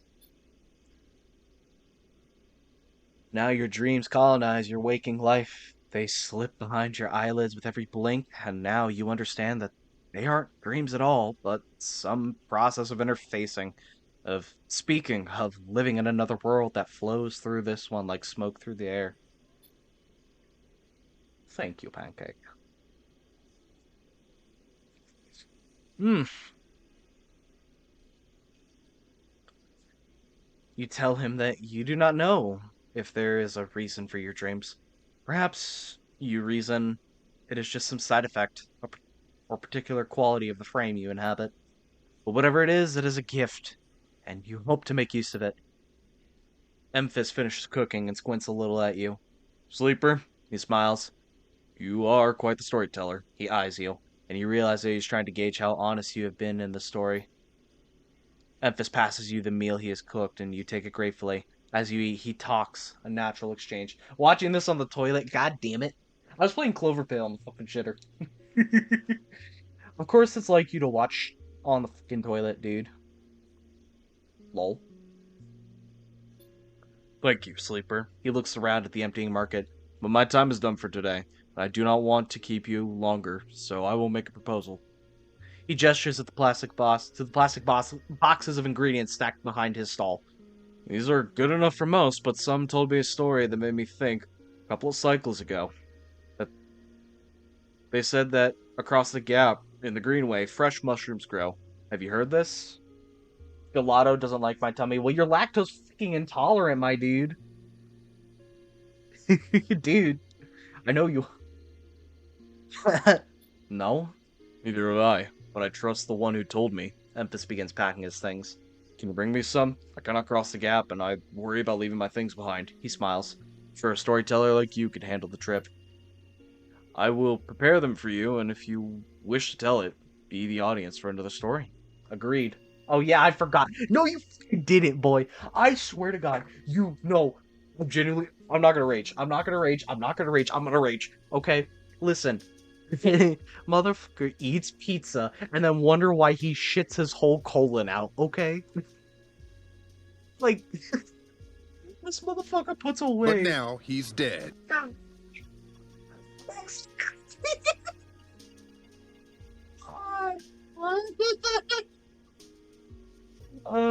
No way. Okay. Oh my god. Yeah, you fucking do. Okay. Good. Booms Emphas. Then I will wait for you to bring them. Emphas slides his walk away and straightens up. I will prepare a recipe then, Sleeper. Good luck with your foraging. Imagine, dude, what the first? Insane. No one claimed first? Fucking crazy. Like, everyone forgets there's a first. Fine. Lol. Pancake was canonically here first, I guess, according to the Redeem. uh, Fucking insane. Jeez. You turn away and walk back into the main market. The rich taste of emphasis food still lingering in your mouth. Stories of food, you think, a trade that seems more than fair. I swear to God. I can't play this game no more. The grammar sucks. The grammar fucking sucks. I'm joking. Okay, so we could buy more. We need to find the mushrooms, though. I don't think I have any more active scenes. I need to complete a drive, though. And we are still actively being hunted. Why you know like me spelling? Not you, the game. It doesn't know grammar. You know kind of grammar. Okay, I need some energy. Holy shit. Alright, we need to continue hacking the Solheim nodes. Grandma, go for the night. Alright, Ash, you have a good rest of your night. Get some sleep.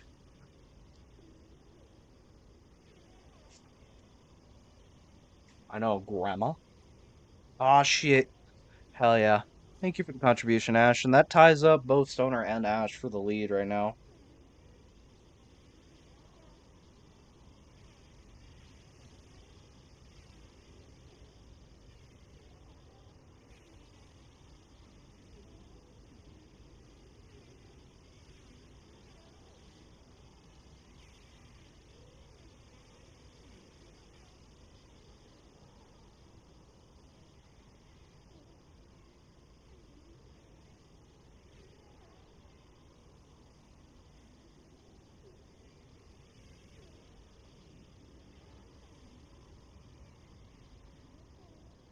Okay.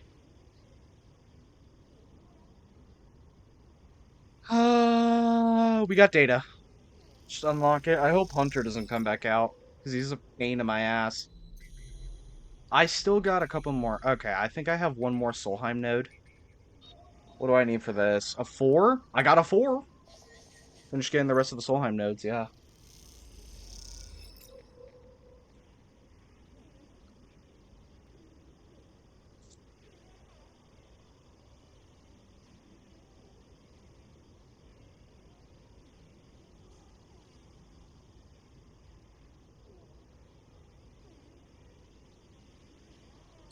Okay, so that finishes that. So we can actually just go ahead and I don't know. Yo, what up, Danky? Can we get a shout out for Danky, please? Homeboy. Homeboy doing good. How was Enshrouded, man?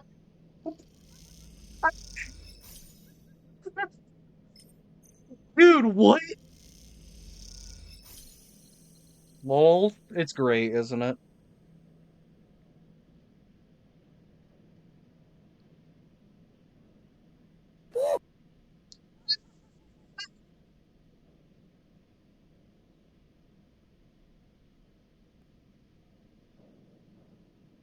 One more. Lol. Insane. Okay, so that does that data, and then we can actually talk to Fang a bit more. Shadow was good, just building mostly. Yeah. I feel like there's gonna be a lot of like building in that, you know? Dude, this game. Okay, so have you ever played fuck, what is it? It's like D&D. I'm trying to think. It's like D&D um with the dice actions and all that, clocks. Um Cyberpunk, because of a lot of like it feels like we're taken from the perspective of Johnny a little bit, you know? And then I forgot what else I compared it to because I compared it to something else and it was like spot on. And it's gonna bug me a lot. Uh dude, this one is really good. The second one doesn't seem to be that great. I don't know, I'm just here for it, you know? I'm here for the vibes. I'm enjoying this. So, as you enter the bay, Fang is nowhere to be seen. The banks of servers and machines blink out of the darkness in staccato rhythms, unseeing eyes of the station's digital ghosts. Shitheads! Fang's voice echoes from behind a stack, followed by the hammer of a fist on a metal casing. Those snaky shitheads. Who's snaky? Sleeper! Fang's smiling head pops out from behind a stack. Just emulated conscious I've been eager to see. Come back here. You pick your way between the thrumming stacks. Try not to trip on loose bundles of cables that blanket the dark floor. Yeah. Thank you for the spawn, my man. Fuck, it's gonna bug me. Cowboy Bebop. That's what I was thinking. It was Cowboy Bebop. Yeah, it's like Cyberpunk, D&D, and Cowboy Bebop put together. God, I love Cowboy Bebop. Goated fucking show. Goated fucking anime, actually. I know, right? So good, though. Fang sat in front of the set of monitors mounted to his stack. Tell me, Sleeper, what do you see here? Fang waves the monitor. Wait, go back. I can't listen that fast. Lol. You can. Motherfucker. Oh my god. Fucking pancake. Uh, I'm just like would dogs pancakes. I'm not going to dogs pancake, but I would dogs pancake for funnies. No, I don't dox people. We don't dox here in this. Motherfucker. Your listening speed is faster than your reading speed, my man. uh, just remember also, I know where you live. I know where you. No way, I don't know where you live. I know the area where you live.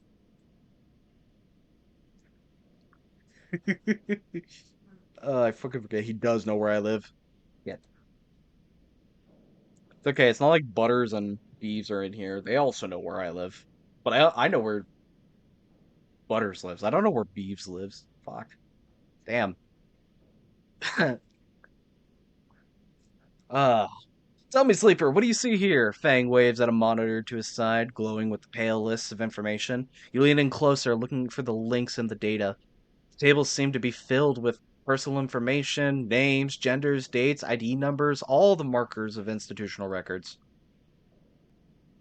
Shitheads? Fang laughs. Maybe not all of them, but what kind of shitheads?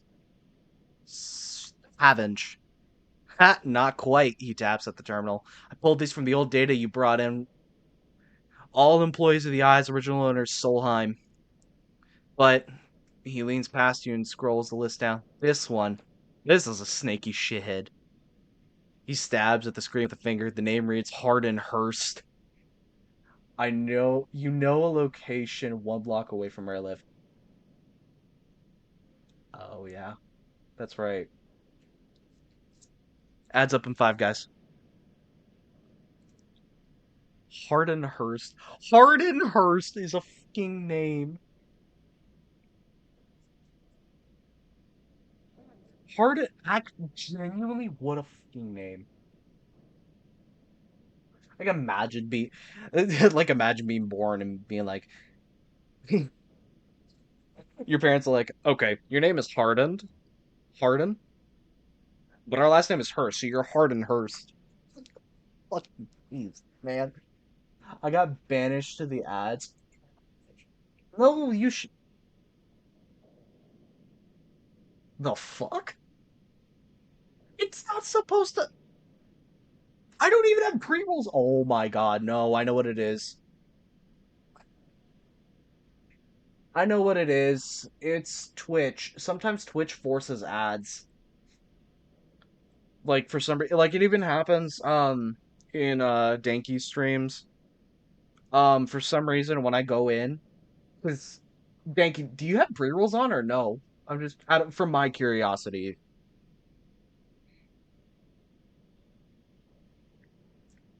I don't pay much attention to your ad timer, so I don't know. Just off the top of my head. Yeah, you only have pre-rolls? Oh, okay. Probably a bad example. So I could go into like I'd turn off both if I could. Yeah, but you'd lose a lot of the stuff. You have to run ads in order to make money. So what I've noticed a lot of times is like even in Stoner's fucking chat, I'm subbed in there. I've been subbed, and sometimes I'll go in there and it gets pre-roll ads, but they're coming from Twitch. And it's just it fucking I don't know why it happens. It just does happen. So, um it's stupid. That, says Fang, giving you a sideways look, is the thing. He drags a stool out beside him and motions for you to sit. There's just there just so happens to be a Hardin Hurston Havenage. He waits for your reaction. Sure. Yeah, my subs have recently started saying that too. It's insane, and I don't know why. Well, that's where you might be able to help me. Fang leans back in his chair. Just think about it. Decades ago, Hardin worked on this station as a. Fang leans across to look at the monitor. Senior Strategic Operations Executive. Fang raises his eyebrow at you. Think it's the mobile app? No, because even on desktop I get that sometimes, but it's not all the time. It's only like partially, if that makes sense. But it does happen. I just I wish it was only the mobile app, but I don't know. Our Hardin was keeping the money coming from Solheim. He defined priority growth initiatives by making sure the extractors they contracted out to were hooked into a system that outsourced all the risk and kept the profit. I get you, it's worse fuck. It is! And I've even gone into Aether's stream, who, by the way, Aether is not even affiliate. He should be. He absolutely fucking should be. I really wish he was. We need to get him to affiliate somehow. Um, and I get ads. Like, the fuck? And they're coming from Twitch. Twitch is going through some sort of ad change or something. And I don't know why, so fucking watch me get banned for spreading misinformation when it's not misinformation, it actually fucking happens.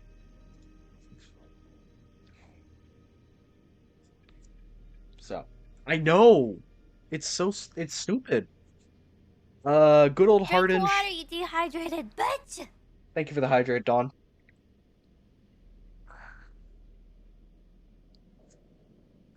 Good old Hardin shuttled thousands of Palladium Rush workers into an infrastructure which meant that their cut of the work they did went straight back into Solheim.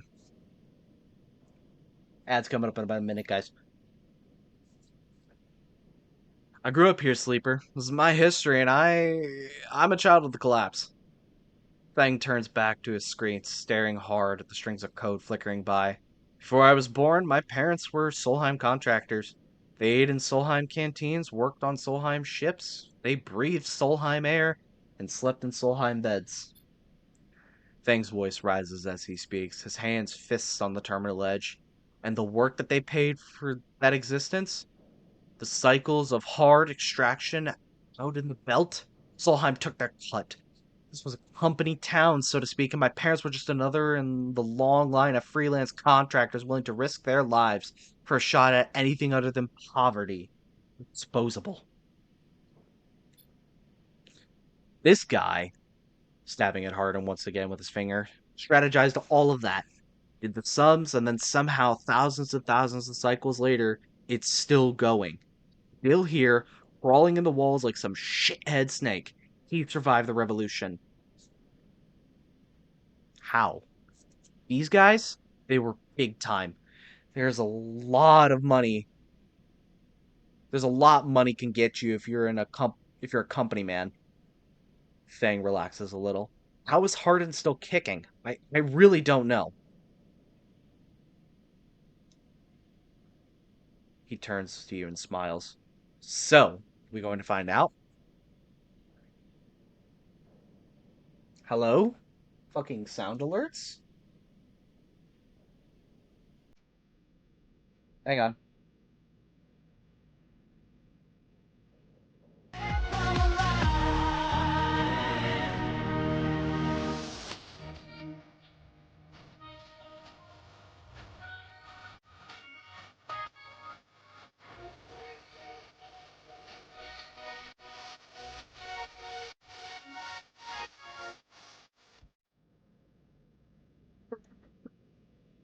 Fucking love that.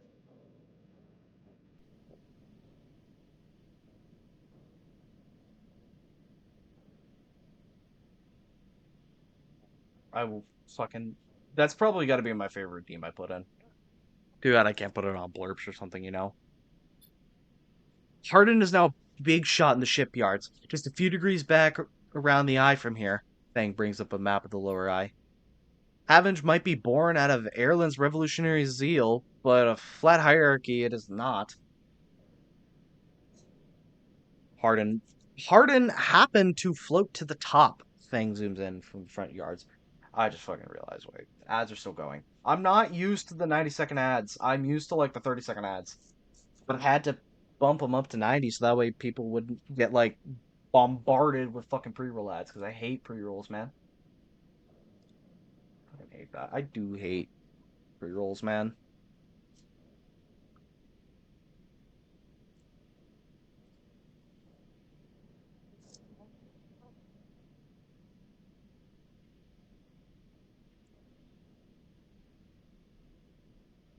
Oh. All right, welcome back from the ads. Fang grimaces. The thing is, I don't have access to those systems. The shipyard crew is pretty paranoid and they don't like anyone from the systems digging around in their stuff. Plus, we need more than just the name of a Solheim executive. We need proof. Fang holds up a thumbnail-sized drive. That's where this little creation of mine comes in. I call it a ripper worm. He turns the drive between his fingers. It'll rip through any digital storage and spin out a silken thread of filtered data. This one's set to the scent of Hardin Hurst. He hands it over. Getting into the compound might be tricky, Fang puts his hands on your shoulder. But you, however, have a particular act for remote access. Fang grins. If you can extract yourself a Havenge cipher from the Havenge agent, they sometimes carry them among their data caches. You'll be able to crack open the compound's network and slot the worm through any open port. You never even need to go near the shipyards. So what do you say? Are you up for it? Hell yes, I am. I knew it. I knew you'd be happy to catch this snake. And don't worry, once we nail this guy, I'll start work on that tracker of yours. I haven't forgotten. Fang scratches at his chin. Anything the worm gets, it'll send back here to me. There's something wrong here, and I aim to get to the rotten core of it. You leave Fang digging through the data among the wires and machines of the old station, and as you walk out, try to imagine the eye as it once was. Fast machine running smooth and strong, directed by the people like Hardin. A vast Solheim built machine into which thousands poured from the surrogate systems looking for a new life. The hope for a better future, engineered to line someone else's pockets, that's an idea you are intimately familiar with. You think of Hardin still alive, still part of this place, and wonder if the past is ever truly past. Licky licky in chat if anyone would like to catch it. Okay, so Havenge Agent, I think we can hack one right now. I am gonna quickly use the bathroom real quick though. I'll be right back. Okay. You said its name, Licky, Licky Licky. I do. It's funny. It's a funny freaking name. Yeah, I'll be right back. I'm gonna go use the bathroom real quick.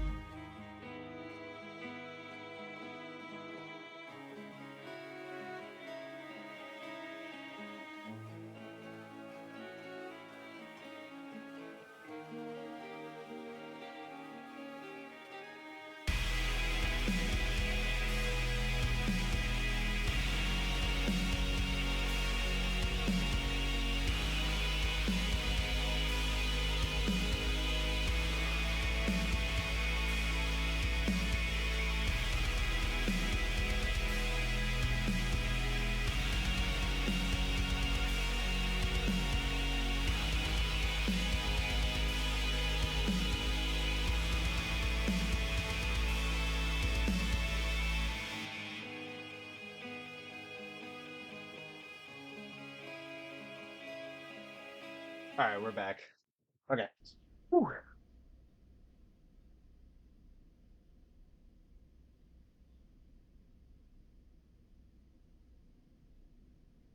All right.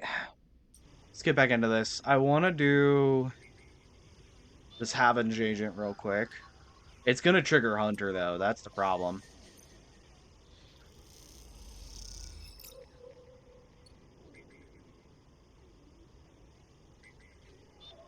There's this other Havenge agent too, which I can use, but fuck it, why not? It's gonna trigger Hunter, and I can live with Hunter.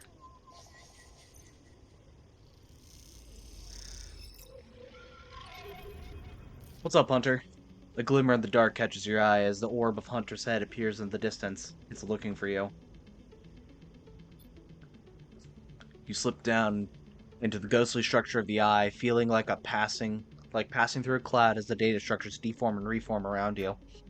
Another glimmer catches your eye, closer now. That roving orb wreathed in tentacles. It flickers, jumps once, twice, and then it is here. Hunter is here. Entity. Submit to inquiry. Hunter reaches for you in that unpleasantly familiar way. Its waving threads creating a cage. You push against the threads as they close in, becoming frenzied as you push them aside. You are caught by the whipping tendrils and feel them pulling you away from the anchor of your body. What? Huh? Fucking huh? You push through, clearing the threads. Entity, hold for processing. Comes the scream from behind, but you're already gliding away, back to your anchor, your body. You awake, dizzy, distorted, but safe. I don't like triggering his... Okay, so we can't go back and do... Yadigan agent? Oh. Yadigan agent? Okay. Just get some fungus. Get our energy up. And go work at the ship that, Dragos' yard.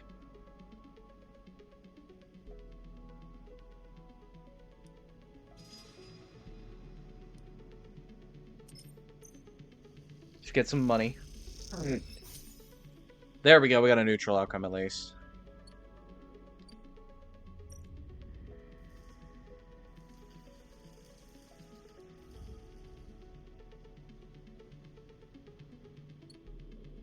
That's one of the clocks. Oh shit. We might actually lose access to his yard. That's a fucking problem. Okay. How much is this going to be? 100 cryo? Okay. No, heard. I hear you. Okay. We have no other way of getting... I'm gonna cryo spam. Or I'm going to dice spam inside... Ethan. Hold her right there, sleeper, comes a voice from behind you. Don't you run. Good, good. A hand pats your coat down. You know your master's voice, Ethan spins you around. He's wearing a wide smirk and a slick jacket, and you immediately know he is terrible news. You got all the way out here and then stayed put? He laughs a cruel laugh. That's a sleeper thing. You're my first. You barely hear him. You notice the handgun he has leveled at your chest, and it is hard to take your eyes off it. He reaches down with the other hand and slips some kind of ring out of the belt loop without taking your eyes off of you. Making it to the eye, though, it's pretty good. This place isn't so bad. Bars, markets, and people. I pull most of my contracts from out of asteroid caves or off of godforsaken moons. He splits the ring into two perfect circles. It's hard to hit civilization when there's so much space to pass through. Who are you? Just a freelancer on a contract. He reaches over to slide the rings around your waist. Go easy. I'm gonna let him. Good. You've got the idea, he grins. It's over. Ethan nudges you to start walking. The ship and home, he whistles. Going easy. You stumble down the corridor, your hands behind you, mind racing. We can work this out, can we? I don't see much in the way of assets in your possession. Ethan yawns and continues to nudge you down the corridor. Shame to come all this way out here just to head back to SNARP right away. Tracker of yours makes this too quick. Was hoping you'd put up a bit more of a chase, though, you know? Running battle through the bright market, maybe, or hold out in the low end. There's a few establishments I would have enjoyed checking out while I asked around. You walk on in silence for a little longer, desperately trying to think of a way to escape. That SN ARP tracker will be the death of you. Hey, I've got an idea, Ethan interrupts your thoughts. How about on the way back to the ship we stop for a drink? I'm buying. He laughs at his own joke. I have a better idea. It's better not be one of those where you do a dramatic pause and then try to jump me, because I'm pretty tired of that. Hello, uses Ethan. I got myself thinking. What's the rush here? Here we are in one of the most lawless joints of the circuit systems, and we're heading for the exit. He pauses, and you trudge on in silence. Okay, here's the idea, starts Ethan. You and me, we're gonna make a little agreement. Here are the terms. Turns to you to face him. You run, or leave, or try to abandon the eye, I shoot you. You plot, you scheme, try to kill me, I shoot you. But, he smiles, you come meet me in an establishment of my choice every few cycles and you pay my tab, I don't shoot you. He pauses. You don't pay me my tab? He rattles his handgun. You get the idea. You get the idea. I get it. Okay then. That sounds to me like a deal. He stretches. You know, I really thought I was going to have to kill you, but this is so much better. He clicks something at his belt and rings release from your wrist. I'm gonna see if I can find my old stool at the compressor club. See me there. He aims the handgun at you, squinting down the sight. Let me remind you, that body of yours is one big tracker, so don't even think about leaving the aisle, no. Ethan turns and strides off down the corridor, slipping his handgun away. The mix of relief and terror you feel is overwhelming. What are you going to do? We probably could have prevented this.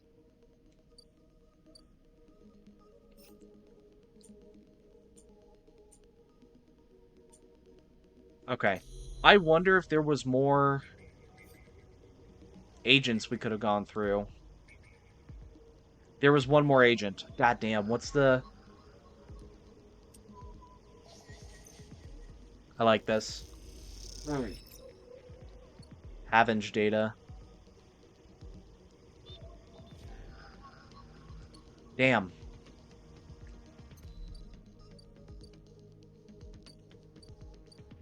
Okay. I say we just work at Drago's yard real quick. Let's just keep working. More Winterlight progress. Even more Winterlight progress. I'm just gonna spend all this at Winterlight progress, to be honest. Oh boy! Ah. Jan Mega in chat if anyone would like to catch it.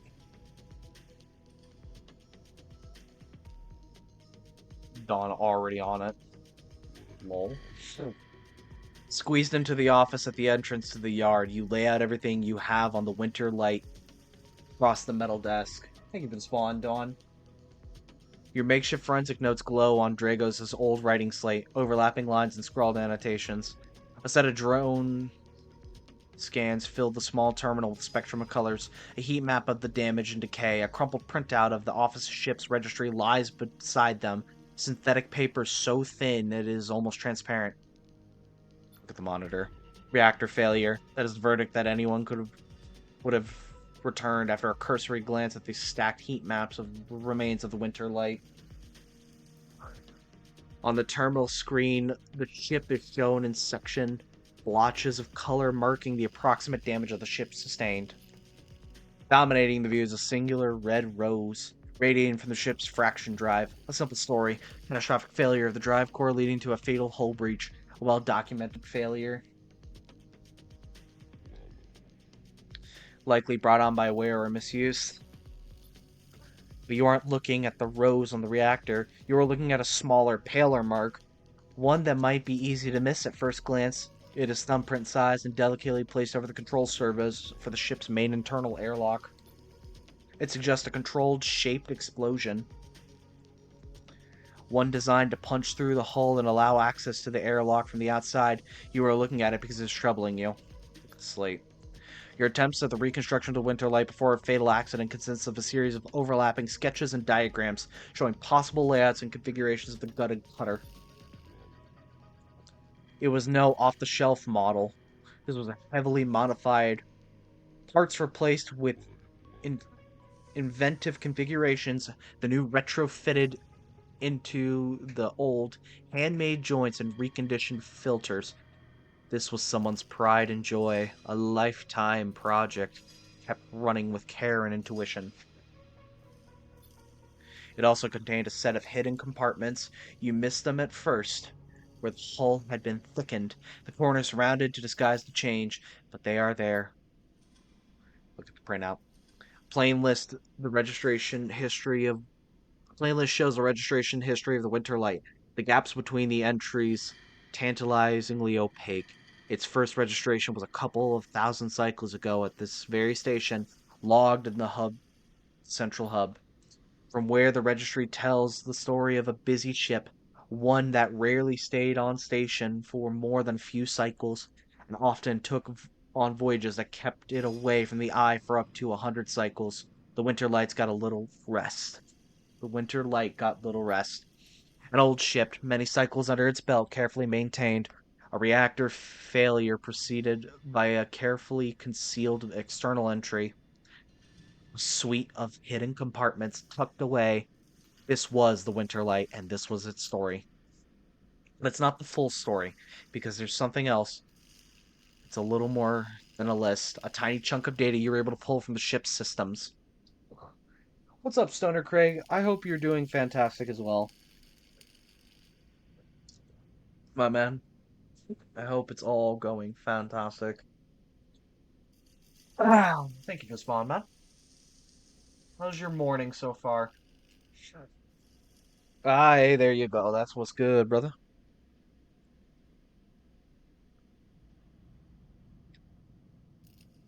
Ugh.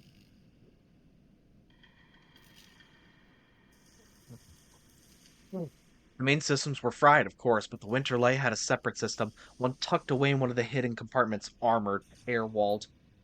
The only recoverable piece from the whole system was a partial inventory. It details the contents of the hidden compartments. Some of it you recognize, some of it you don't. Ship mind ROMs, shimmer, cryo chain codes, and then the final entry, passenger, sleeper. You stare at the list on the terminal.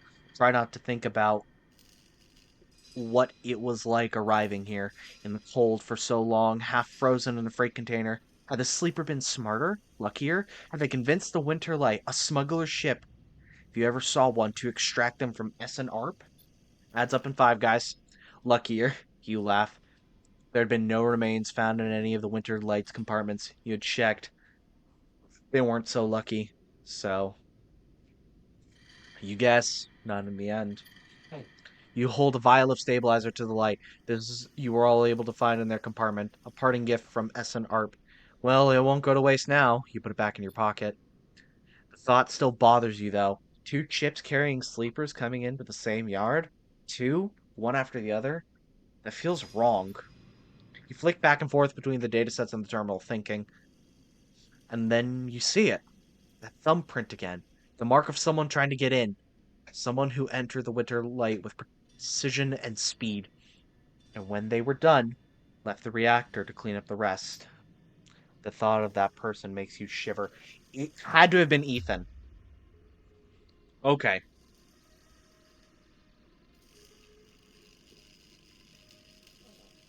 It had to have been Ethan. That would make sense. Okay. Suddenly, the office door creaks open. Grego stands in the doorway, staring at the equipment and notes you've assembled. What's all this? He snatches the slate from the desk, faster than you realize he could move. Running an investigation here? What am I paying you for? The drone on his shoulder starts whining shrilly, his anger passing to it through his implants. Where's the ship from? Leave this alone. He starts shaking his head. I know you have a lot of questions, but this isn't the way. He turns away, muttering to himself, this is the last thing I need. This ship had a sleeper on it.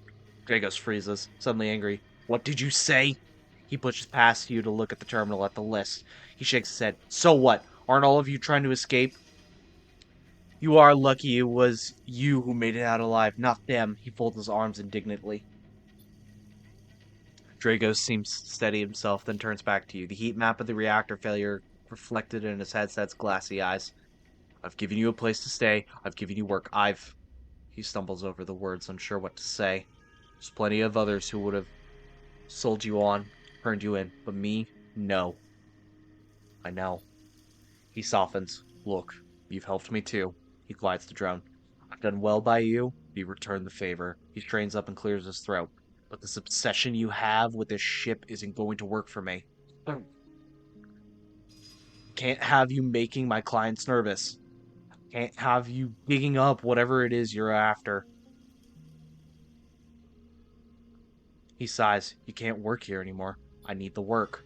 There's plenty of work to be had on the Eye. Salvagers need offloads in the Rotunda, and the Yataghan are always looking for crew. I'm not the only show in town. Dragos reaches across and flicks off the terminal. As the light of the monitor dies and a kind of eerie calm falls on both of you. Whatever this was, it was done. You made it out, sleeper. That means you have to move on.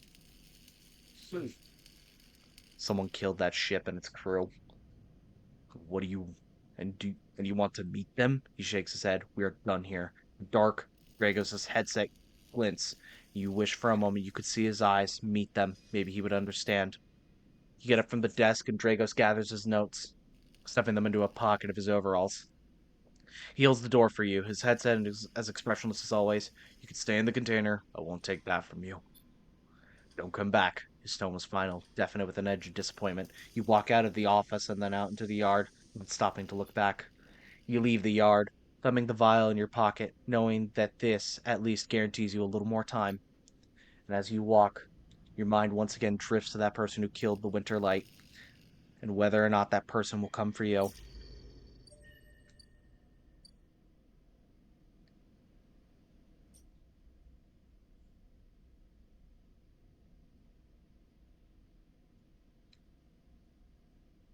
So, Dragos.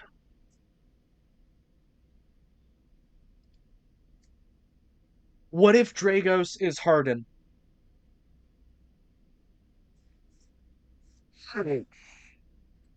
What if Dragos is Harden? Or somehow related to Harden? No, Dragos has to be. Well, I have to go do this, don't I? Fuck. How bad is the tab gonna be?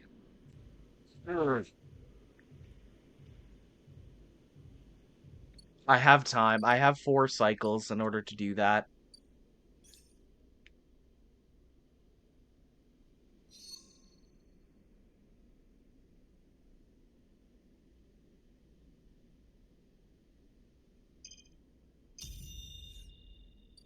That's so fucking insane, though. God damn. Dragos, what the hell are you doing? I want to know what Dragos has to do with Harden. Because I'm genuinely starting to get confused now on what... This is the other Havench agent. I need it too.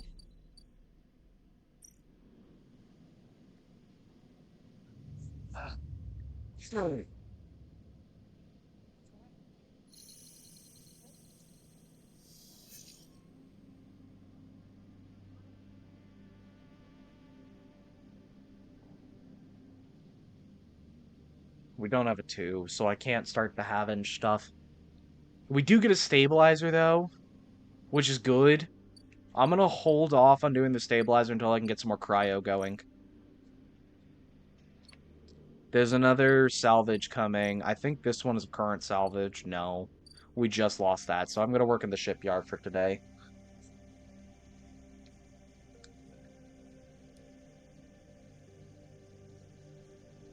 I'll wait for the 90 seconds to go by.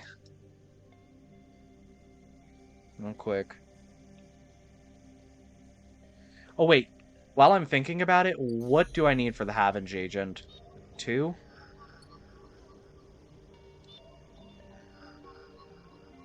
I do need a 2, yeah. Yet again, agent.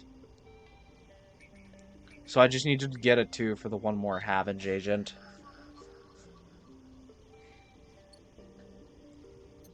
Hunter is going to be coming back soon, too. So the shipyard is the only place I can work, then.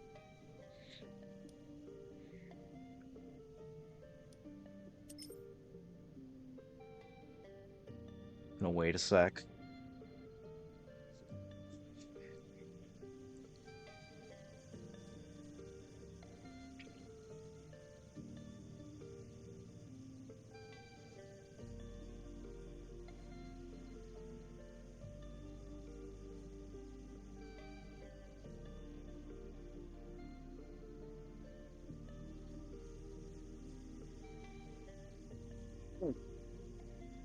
This game, oh my god. I keep raving about this game because it really is that fun. It honestly is. I do thoroughly enjoy this a lot. So, welcome back from the ads, everyone. Nice, we got cryo going. This could work. Oh, positive outcome. Okay, cool. I'm gonna do some hacking too while I'm thinking about it, because I do have a couple hacks I could do.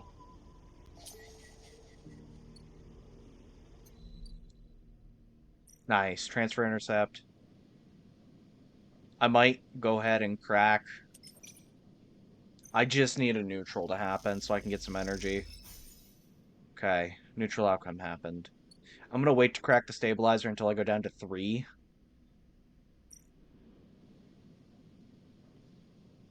I'm not gonna be happy. I'm not fucking happy with Ethan being a fucking existence right now. Okay, so... Damn, Drago. You had to be a dick. What else can I do? I could pay... Oh, I have to go pay Ethan's tab. Alright.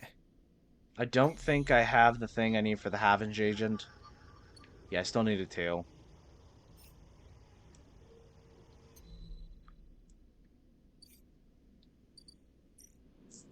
What's going on? Okay.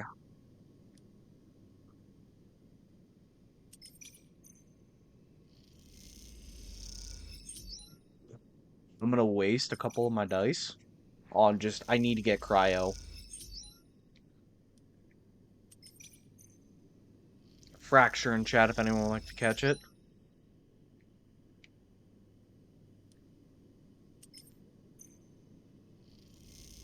This is gonna be the easiest way to get cryo.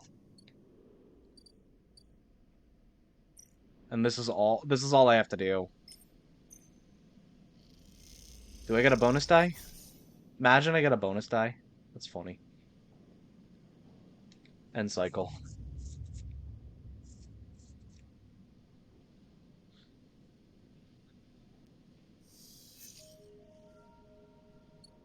Okay, we still don't have a 2, which is what we need. Oh my god, Ethan!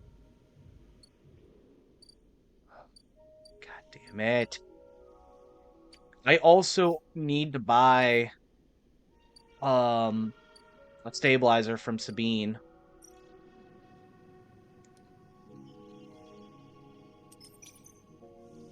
Use my 5s on this.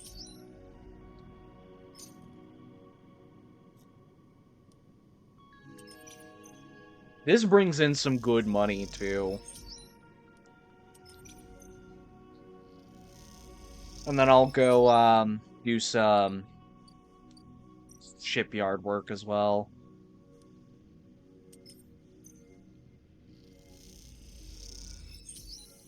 This does give myself some cryo as well. Oh, it's unavailable right now? Oh, I can't do any more work in the shipyard. Okay. Then I guess the only thing I can do is probably run the bright market real quick. No, that's too risky. Okay. I just need to get. All right, let's gamble. It's a 4, which puts me at a 25 positive. Oh, this is so risky. Oh, I got the neutral outcome. Nice. So I got a bunch of cryo. Hopefully Ethan doesn't run up a huge tab. Why did he fucking run up a tab? God fucking damn it. Whoa. This is new.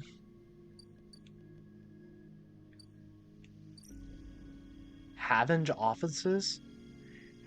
Yatagun data? Ship mine fragment.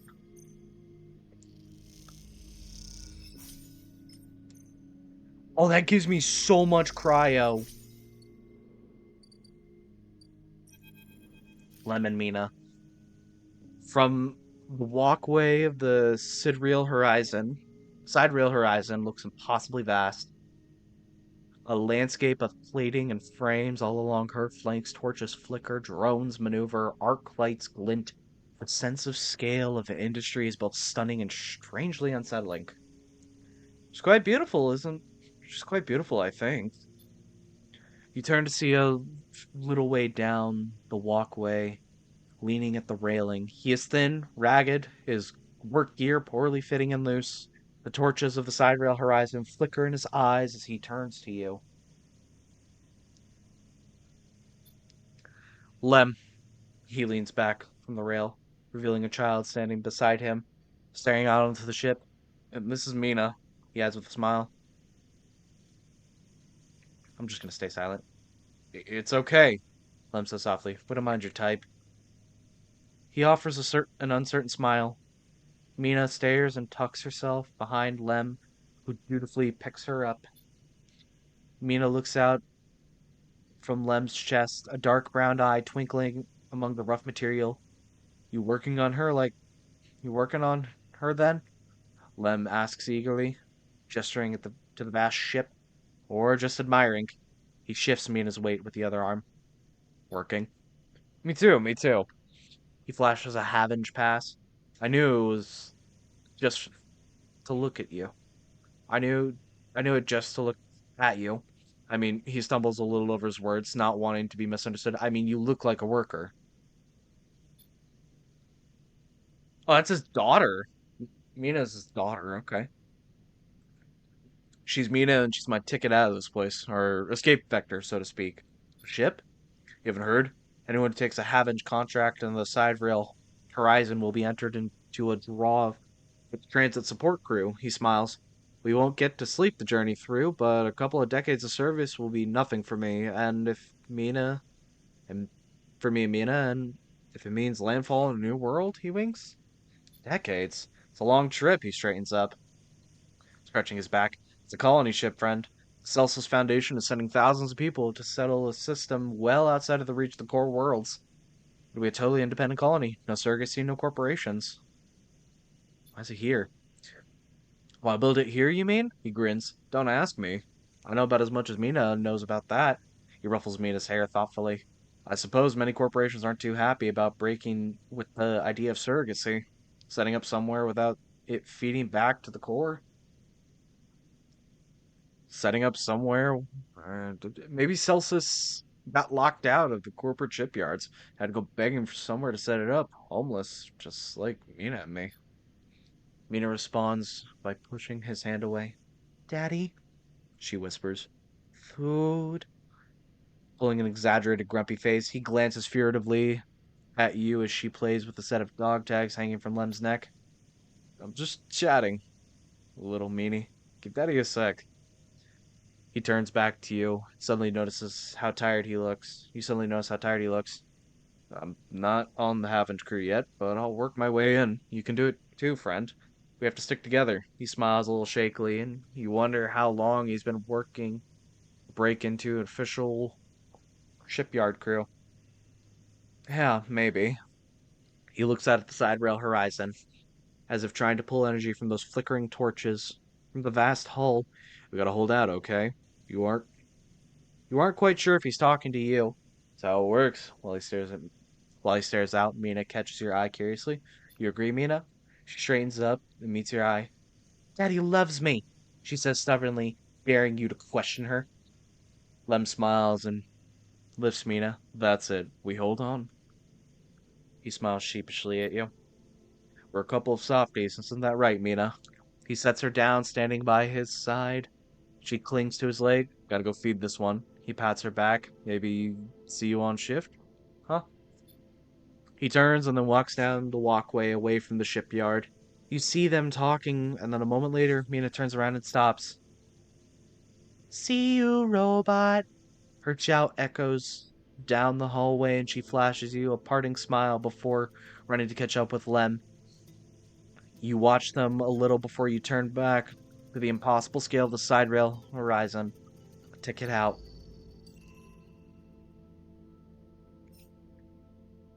Win a side rail ticket.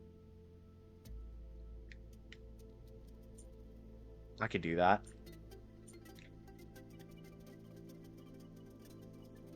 Fucking Ethan.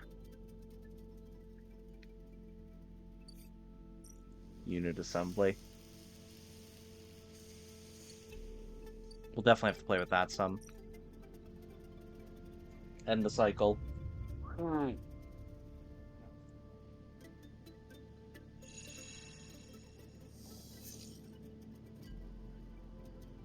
Okay. Oh, we got the fracture. Or the hack. The Havenge. 5 cryo? Hell yes. Give me that data. We're actually gonna be able to make some progress on it. Is there more Havenge data? Wonder. These rolls kind of suck. I don't see any more Havenge data. Havenge agent? There is one more Havenge agent. I need another 2, and this is a Havenge Gate H4. So once I get that bit of Havenge data, I can probably pull the cipher. Yapkin. Okay, let's go pay Ethan's tab real quick, because for some fucking reason this man doesn't know. 50? That's not bad. Actually, that's not bad. Can't believe you just did that. Ethan's mocking laugh comes from along the bar. You look over to see him leaning across it in a pool of light, empty glasses and spilled drinks glinting around him. It's always dark in the compressor, but this cycle, the place is packed. A lot of spacers mixing with the locals. Usually they run. Ethan spins a glass on the bar. Or they go spend their savings on some local heavy and I have to put down. They don't pay. Walk away. Ethan gets to his feet. The glass falls and smashes, but he didn't seem to notice. You think that's it? One round of drinks and we're even? Sleeper, come on! His hand comes to resting on the butt of his handgun dangling from his chest holster. What's wrong with you? Ethan laughs hard. People around him turn to see what's happening. You think this is on me? I think someone in your position might have a better idea of how all this works. I'm a freelancer, Sleeper, just like you. We both signed a contract with SNR, didn't we? The difference is my word means something. He closes the gap, stumbling a little. What did you think? You could just run away from your contract? Your debts? Think you could steal that natty little body of yours and take it for a joyride? Play human for a cycle or two? You don't understand. It's you, Sleeper, that doesn't understand. Some of us pay our debts, but it's all the harder because of idiots like you. Though I should thank you, Ethan nods, for giving me such an easy job. I'm used to outlaws, you know, real bounties. If I knew catching saddle escapees like you was so easy, I would have changed clients ages ago. Someone shouts from the back of the bar for Ethan to shut up. He holds a finger and he holds up a finger in the general direction without turning around. Shoot me or let me leave. Oh, I see. Toughening up here. He gestures wildly at the crowd. Thumbs up or thumbs down, folks. Most turn back to their drinks, no longer interested in the tired show. Ethan mutters insults as he walks back to the bar. Ethan sits heavily back down on his stool and searches through his glasses for one with something left in it. Thing is, Sleeper, I can find you anywhere. It's actually wild that you haven't figured it out yet. That body isn't yours, and it will always betray you, no matter what. He finds a glass and downs the contents. So please go. Catch up with you whenever I need another. He laughs and taps the bar for a fresh drink. Leave. You turn on your heel and are out of the cloying dark and the sweat stench of the compressor. You walk hard and fast down the walkway, anger driving your footfalls into the metal of the rim like hammers. Fair. Okay. I'm going to do that in a sec. Let me get the stabilizer. We have another stabilizer.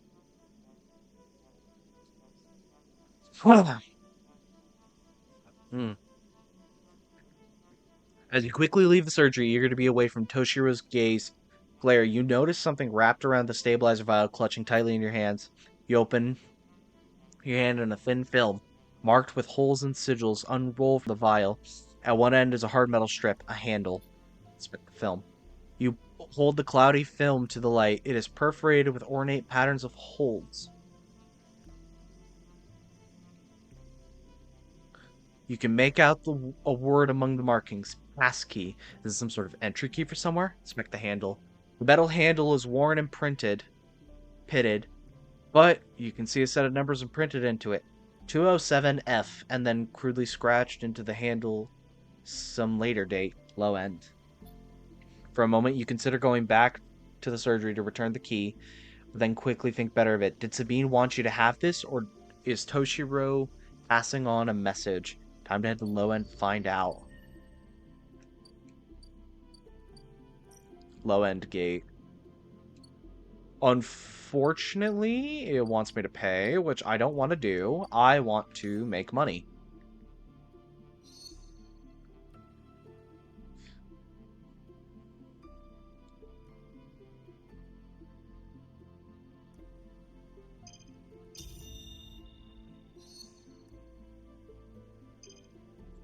Let's just get that fixed so that way. That's actually working. That's actually really, really good so far.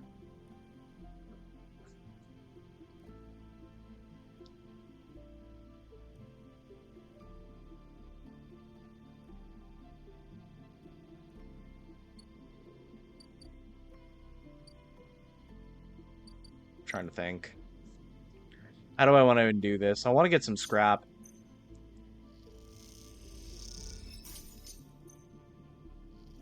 Hopefully I can get some stuff I can sell.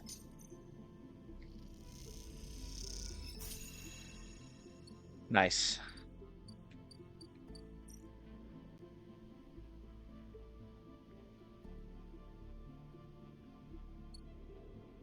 Okay.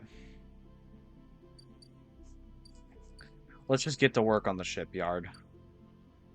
Oh wait, the unit assembly, I should say.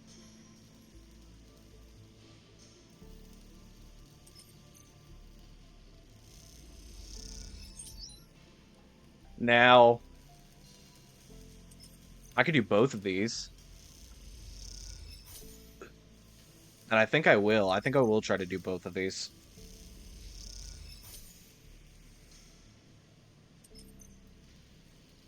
You know?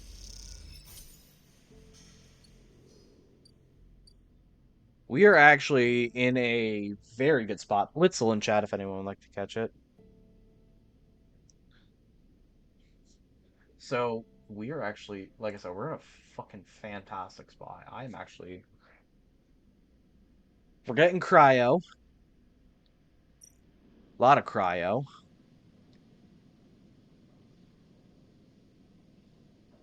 I will need to sunbathe tomorrow, so I'll have to use one of my dye.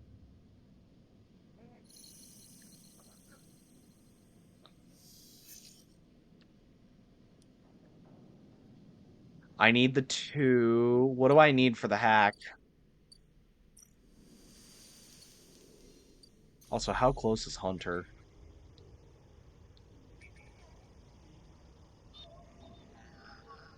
Avenge agent.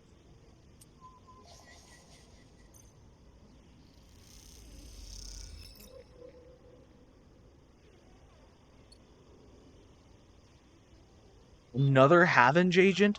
How many of these are there? Dude, Fang, how many Havenge agents am I gonna need? Because I think I have...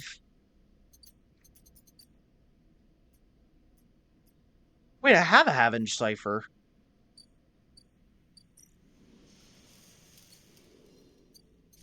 What do I need to crack the Haven's gate? Just the cipher? Whoa. Okay. Haven port 13. I need a Ripper worm. There we go.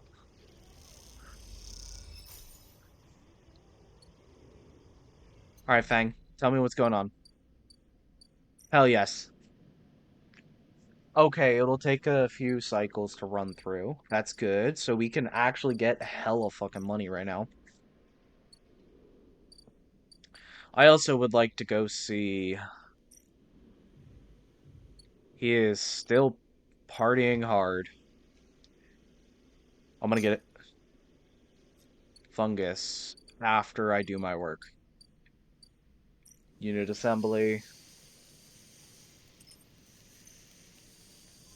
It's impossible to fail.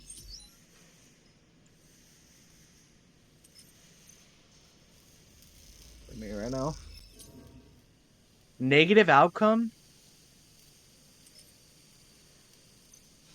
Damn. I need a neutral. Neutral outcome, okay.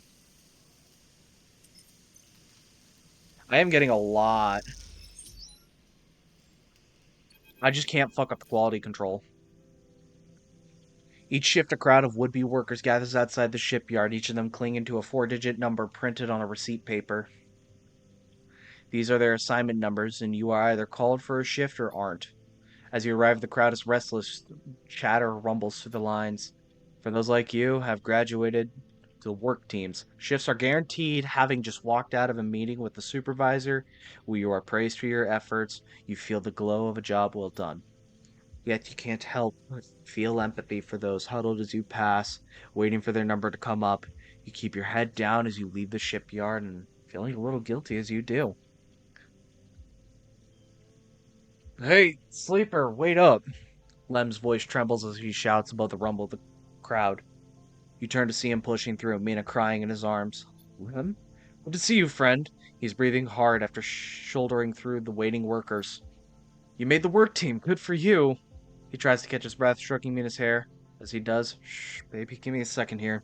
He smiles weakly at you as he comforts her, her cries starting to fade. Out of the crowd, he sets Mina down by his side, shiny streaks down both of her cheeks. As he does, you see him clutching an assignment number on a crumpled piece of paper. Waiting on a shift? Uh-huh, you know how it is. He puts his hand on her shoulder as she clings to his side. Esther, who usually takes her, is sick. He stretches. I don't know who. A noise sounds from the entrance. A klaxon, followed by a list of numbers glowing brightly on a display screen. The crowd responds instantly, pushing and pulling as people try to wade to the entry checkpoint. Lem stops and turns back to the crowd and glances at the crumpled paper. It's my number. Shit. Mina. He starts patting the pockets on his gear and glancing around. Go. I'll watch her. He blinks a little, staring. Thank you. Thank you all. He crouches to Mina. You're going to stay with our friend here, okay? They're going to keep you safe, and he stands back up. Here, take her bag. He shoves it in your hands. She's got food. Shit, I have to go. He's back. He backs away into the crowd. Mina, I'll be back real soon, okay? Be good. Then Lem disappears into the rolling crowd. We're now trying to get into the shipyard before it locks down. Fair. Mina stands staring. Suddenly small without Lem by her side. She fixes you with a dark-eyed look that you can't quite read. Hey, Mina. She holds her stare unmoving. The two parallel tear tracks still glint on her cheeks. You okay, Mina? She sniffs and looks down. Look in the bag. You unlatch the top of the bag, see a few metal containers fashioned from scrap components. A battered slate sits on top, blinking with a low battery warning. Tucked beside it is a ragged rabbit, hand sewn. Take the rabbit. You pull the rabbit out of the bag, its long limbs waggling as you do. Mina goes to jump and grab it, but holds herself back. She stands and hugs herself, eyes on the rabbit. Give her the rabbit. You hold the rabbit out, and Mina snatches it from your hands. She hugs it tightly without looking away from you. Bun, she says, staring you down, ferocious despite her size. That is adorable. That is adorable. Hi, Bun Bun. You move a little closer as you speak, closing the gap. He doesn't speak, she says. She looks at you suspiciously, but her face softens a little. She waggles Bun Bun in front of you and then walks him up your arm and onto your shoulder where he sits. She pokes your arm a couple times. Are you really a robot? Sort of. Yeah, she thinks. Me too. Mina has more questions. Lots of questions. Questions about how you breathe or if you rest. But before long, you're talking about rabbits, what Esther, the lady who usually takes her, smells like, and whether or not fairies live in the eyes heating pipes. You pass the time like this, sitting side by side on the floor of the walkway as other pass by, sometimes talking, sometimes drawing on the slate, but sometimes playing with Bun Bun, the rabbit. And this is how Lem finds you. Just as both of you are starting to yawn, he is dirty, tired, but Mina leaps up his legs and into his arms as he stumbles backwards. You two getting on okay? He asks, trying to keep Mina from climbing onto his shoulders. More than okay. Mina shoots you a smile as Lem from Lem's arms, her suspicion gone. Well, well, well, looks like Mina can be nice. He pokes her in the ribs and she squeals with delight. Thank you, friend. I mean it. He gives you a warm, wide smile. I owe you. Look. He glances around. It seems like Esther, the lady who usually washes her, is going to be out for a spell. If you ever have some time, I'd really appreciate it coming down to our place in the low end. He grins sheepishly. If you have time. But now I need to take this one to eat. He plays at biting Mina as she giggles in response. See you, sleeper. He waves and they stumble down the corridor, drawing gazes from passing spacers as Mina's laughter echoes down the corridor in bright squeals. That was adorable. God, that was adorable. Oh, this didn't give me an upgrade point.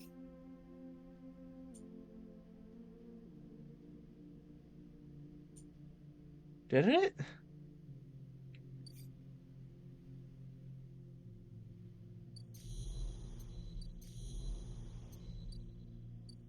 Well, it doesn't seem to. So I got 3 days. I need to start earning more cryo, probably. So I'm.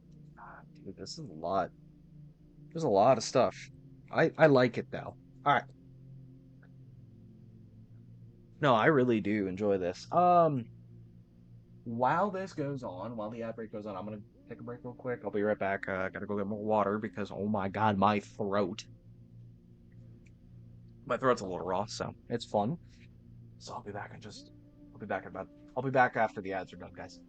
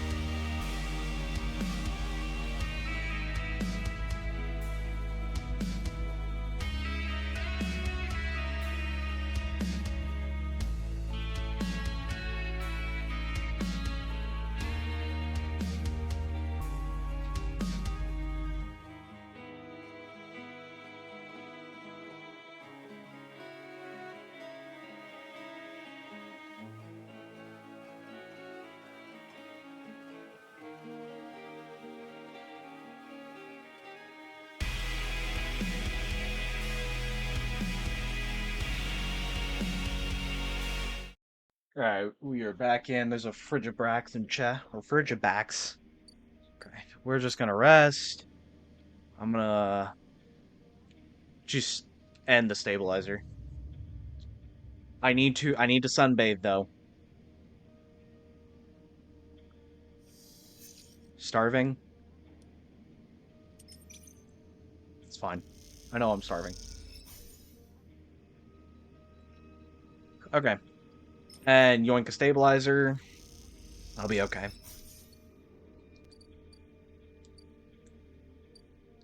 Havenge offices. Do I need... Okay.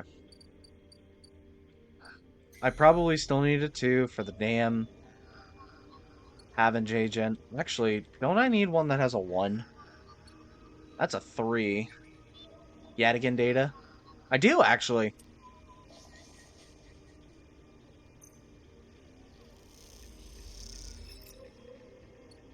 Oh, shit. Yeah. Okay. Hunter's gonna be back soon.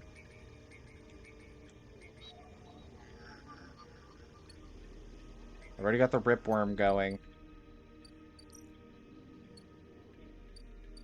Fang will only be a couple more days. I would like to play around with the bright market a bit more.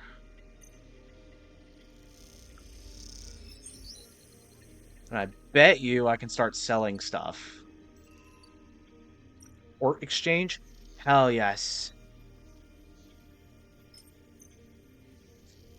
Nice.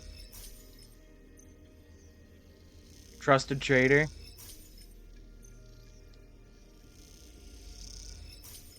I'm gonna get that full trusted trader going. And it's giving me a ton of cryo, which is good.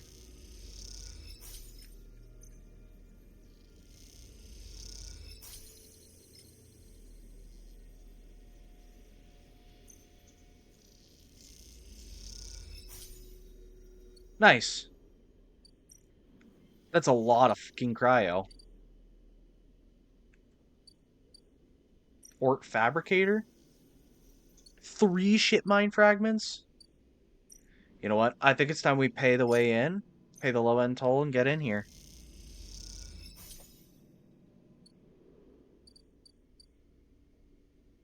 Nice.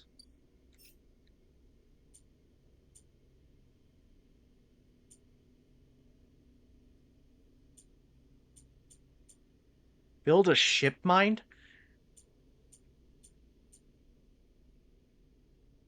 What? Low end apartment complex? Wait. Oh shit, wait. The lock plunks open, middle door swinging inward. What did I do? As you push the door open, the automatic lights flicker on inside the apartment.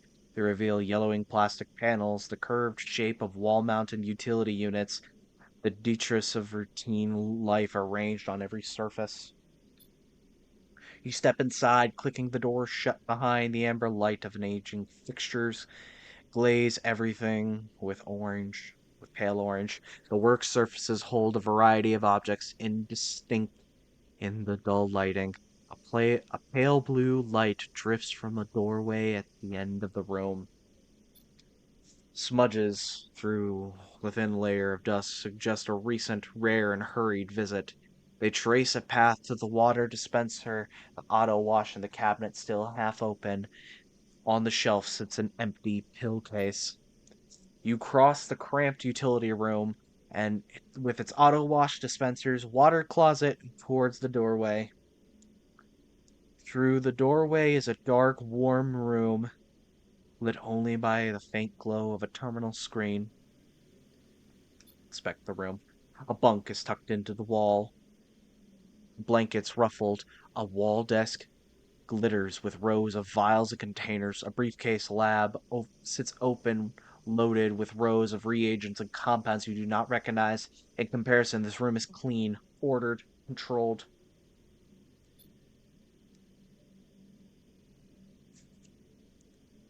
As you approach, there is a crackle from somewhere in the dark.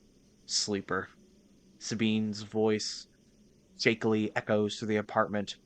Welcome to my home. I'm sorry I can't be there. I had to make alternate arrangements. You hear rattling static. I was able to record this message, but I don't dare to show my face. Something is happening with Yadigan. I no longer trust them. Their voice becomes distant, slipping into the background noise. I have something to ask of you. I want you to get me out. Yadigan was supposed to hide me, to protect me. After everything that happened, I was desperate. And then after that, I was too tired to care. A noise like wave passes over the recording, but I am done with them now. I want out. Screw the debt. But I need insurance, something I can hold against them. I have my suspicions, but I can't be sure. I need information. And as you know, you need me. Pause, something clicking in the dark. This isn't a threat. You have to understand my position here. Another pause. I know sleepers. I've been here before. I can help you, but not with Yadigan's noose around my neck. Get me data, get me information, get me something I can use against Yadigan, and then I can get out and you can get what you need, please. Waves of static cut into Sabine's voice. Bring it to my terminal, and I will get to it when I can. You look around the tiny room, trying to imagine Sabine living here, working at the desk, sleeping in the bunk, blinking into the terminal in the dark. The recording cuts to static, filling the room with its white hiss. Then silence. Access the terminal. You sit in front of the humming terminal and hit a few keys. Sabine has left an access port open, but the rest is encrypted, locked away by passcodes. It seems Sabine might not trust you as much as they want you to think. Who does Sabine need to hide from? And what debt do they owe to Yadigan? You try to assemble the pieces, but too many are missing. The only thing you know is that without the stabilizer, your body will die. You glance at the briefcase, lab on the desk, its glassware glinting in the dark. You turn and leave, the door clunking shut behind you. Back in the corridor, you notice the scroll graffiti on the opposite wall. Yadigan. You feel yourself being drawn into something you don't quite understand. You know shit, Sherlock.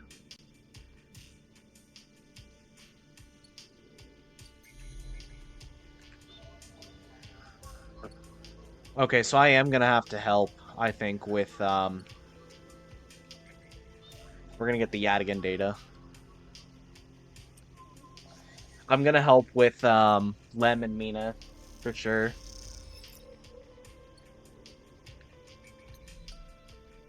So it sounds like we want to turn in Yadigan, but we're also going to dismantle, Havinge as well. Alright, let me get some fungus.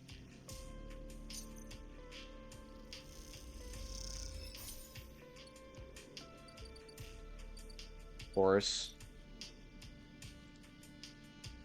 Because I need the energy.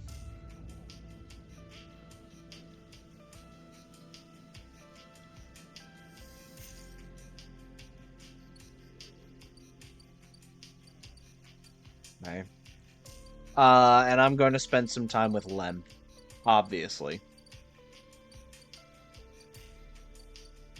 Oh, I don't have to Yadigan upload? If I get the Yadigan data... Oh, shit. If I get 3 Yadigan data, I can help Sabine.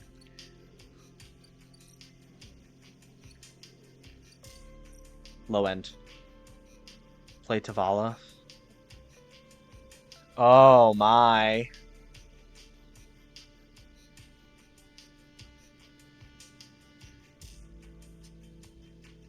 Do I get money for these? Okay.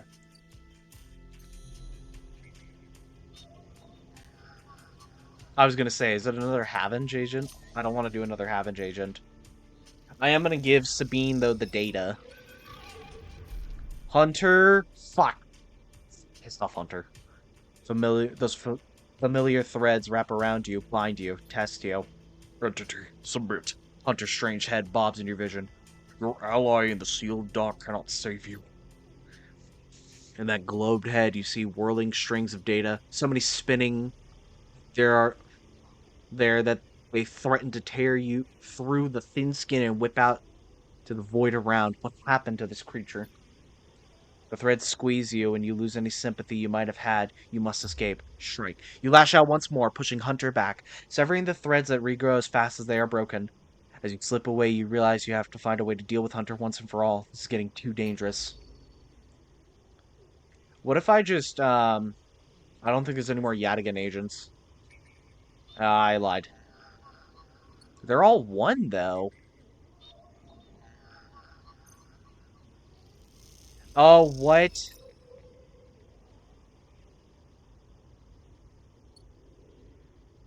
I got it?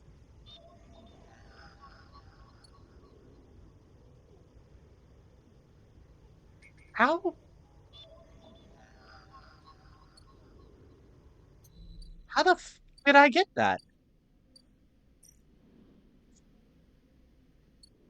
Okay. We're gonna help Sabine, though, for sure. Sabine is gonna be my top priority. What is the free spoke?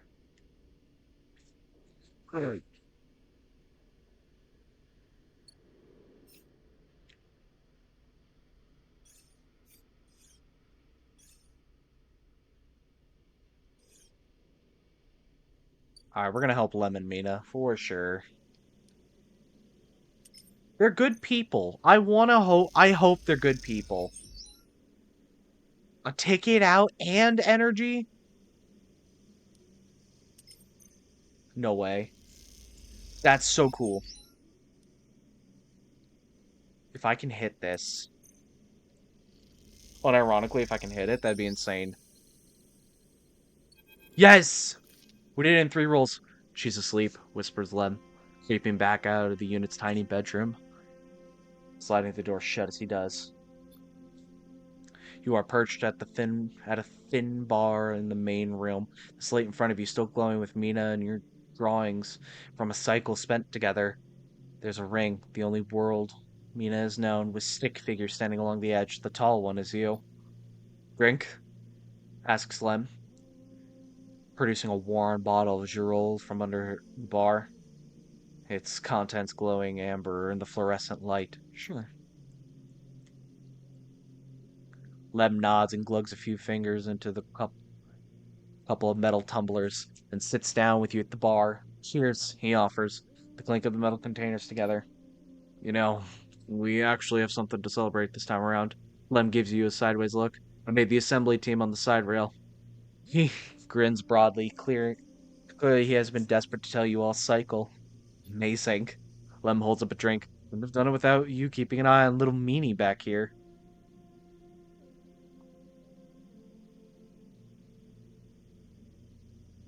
Lem shifts a little in his stool. He looks uncomfortable. How are girls? How's our girl doing, Sleeper? I haven't seen much of her these past cycles.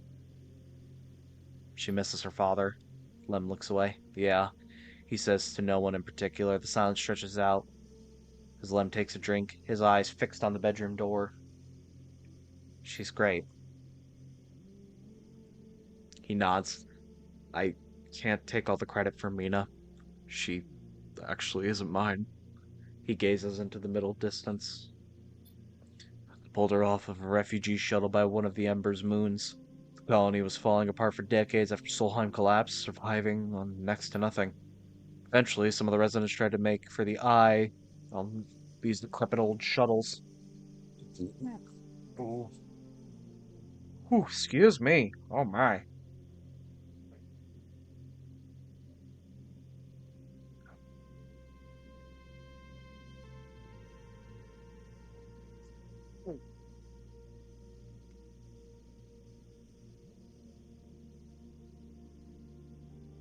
He sloshes the drink around in his tumbler. They had no idea what they were doing. The one Mina was on was decompressed halfway here. Everyone's spaced. The only reason she made it was someone sealed her in a weapon locker. She was ice cold when I reached her. Purple lips. Shivers. Once I picked her up, I wouldn't let go.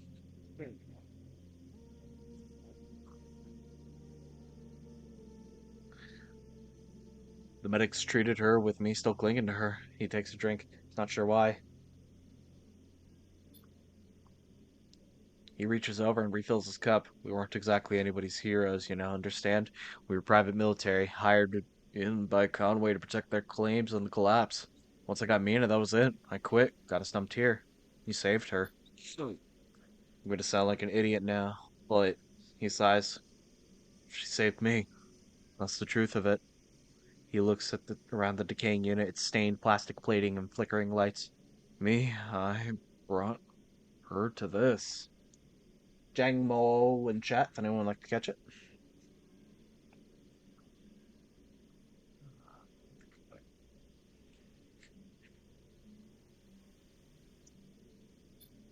She was tiny, too small to know what she lost, but I can't stop thinking about it. He rubs his eyes, dark with tiredness. What if our number doesn't come up in the draw, sleeper? What then? The side rail will sail off without a thought, leaving us here. What kind of life is that for her? You'll make it. Sorry, I know you don't have it any better. He looks at the cup and pushes it away down the bar. This is a celebration, right? Both of us are on a team now. Both of us in with a chance. Together. That's right, we hold on together. Imagine all three of us riding the side rail horizon out of here to a new world. He looks into his glass for a moment. Think, think I drank this too fast, he laughs. Lem stands and starts to clear the glasses into the auto wash. I need some sleep, friend. Me too. All right, then. He catches your shoulder as you turn to leave. Thank you, sleeper. I mean it. From both of us. He pats your shoulder and slips out into the dark of the alleyway. You thoughts of little Mina in your mind.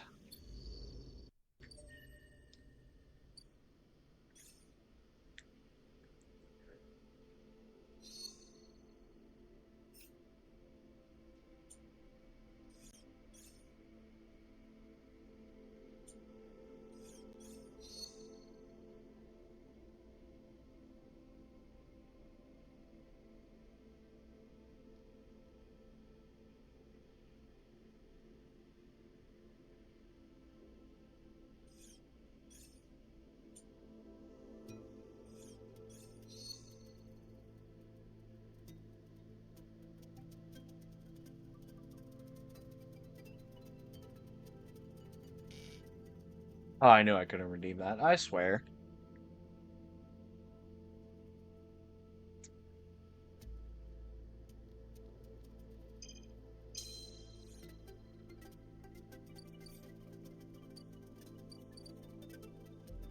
I'm gonna have to pay that tomorrow, aren't I? Did they got any ships? No, but this is going to have ships tomorrow. Or the day after, I guess.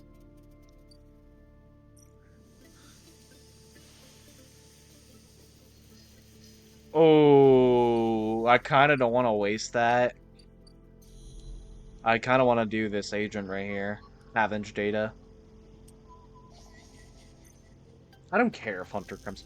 Hunter is just kind of a thing, if that makes sense. I'm not so threatened by Hunter.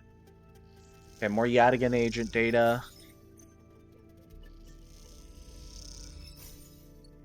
We need to get one more bit of Yadigan data. I also have a bunch of Havenge data. I think I'm going to be able to sell that to Fang. End the cycle. Let's go.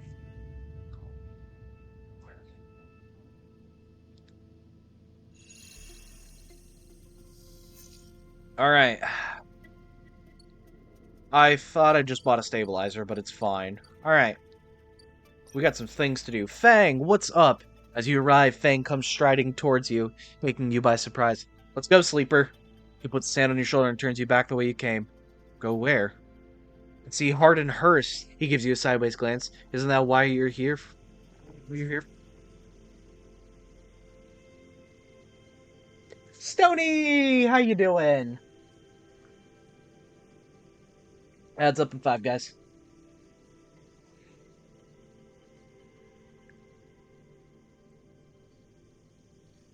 Is that what you're here for? He steps into the passageway, guiding you downring towards the shipyard. Sorry for the hurry, but we have something of an opportunity. The data you ripped? Well, Done, by the way. Cosme Harden is making a rare inspection to the side rail horizon this cycle. Dude, doing good. My arms are dead. I feel that. Arm day is fun. Leg day is the worst, though. Leg day will always be the worst. How's the stream coming along? Dude, I am this game. Oh, this game. I fucking love it. I fucking love it so much. Literally, D&D, Cyberpunk, Cowboy Bebop. Oh my god. Put those three together, that's this game. Uh, it's the perfect chance to confront him outside of that compound that he hides in. Fang takes a sharp turn into the dimly lit side passage. Confront him. That's right, it's the perfect time. Fang slows and slips into the dark surface tunnel where, somewhere in the black, a water pipe drips. It's him, Sleeper. Same hardened Hearst. Our worm ripped out decades of records that mention him by name, an entire trail of documentation from the first days of the Solheim collapse until now. He wrote out the whole thing, slipped into the Havenage when it first broke off from the Union. He paces the tunnel, a hand rubbing at the back of his head. I need you to understand something about Solheim, Sleeper. I don't know what you know about the collapse, but it wasn't as instant as it sounds. It was like Solheim was here running up the station one day, and the next Airlands Union took power. Alright, you have fun. See you in a minute, man.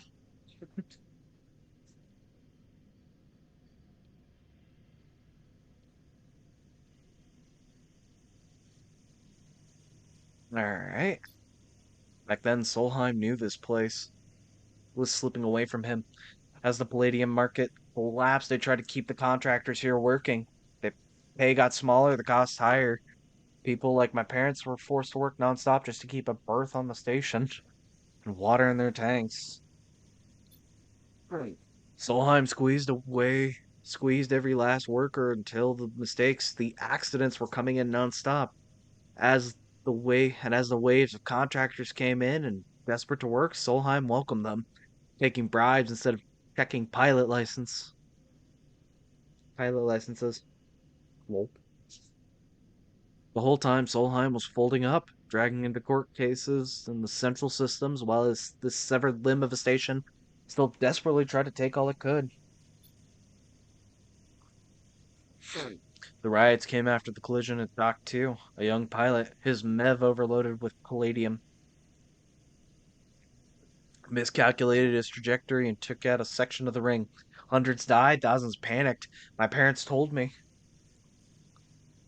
People were terrified, and the blame fell squarely on Solheim.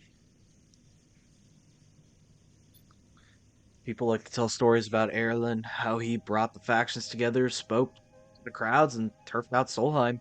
Maybe that's true, but my mother, pregnant with me, locked herself in their MEV and welded it to the dock while my father joined the improvised crews trying to seal it with the ragged edges of the gap.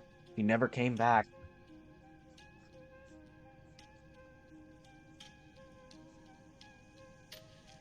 Fang paused in the dark. They sealed it up, though, and by the time they did, Solheim was gone, abandoning every one of us into the black apart.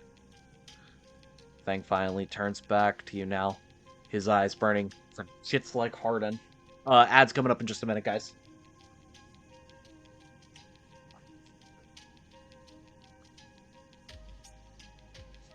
Ah. Shits who held their place rode it out and slipped into the new structure like nothing had changed, standing shoulder to shoulder with those they had exploited at every step. Fang starts walking again. That's why I can't just let him strut about that shipyard. But this time, his past catches up to him. How is he still alive? Clearly you don't know much about executives. That kind of power comes with certain benefits. Fang rejoins the main passageway, which is now wide with glass roof. Through the ceiling, you can see the ships in mid-construction, their flanks lit by the flashes of plasma torches. The entrance to the shipyard is ahead. Let's go. Fang grins. Let's go show the shitheads some consequences. He strides into the shipyard entrance and pushes through the doors. A web of corridors lead through the complex. Snatches of the construction bays always appearing through the windows. Ships are suspended like whale corpses, skeletal, imposing.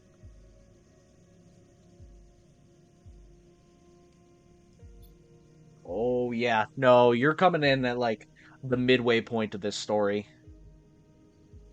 Lol. Thank you for the spawn, Stony.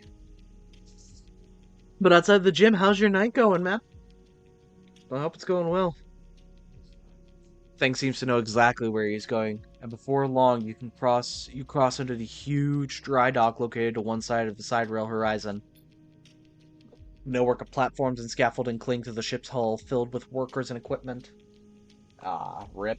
I feel that. I'll wait for the ads to go by real quick, guys. Oh, oh, my fucking back.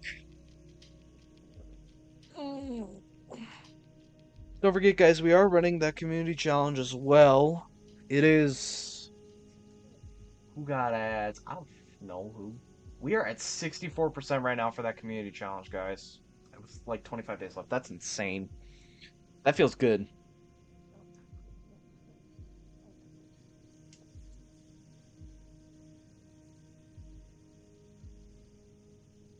That feels actually really good.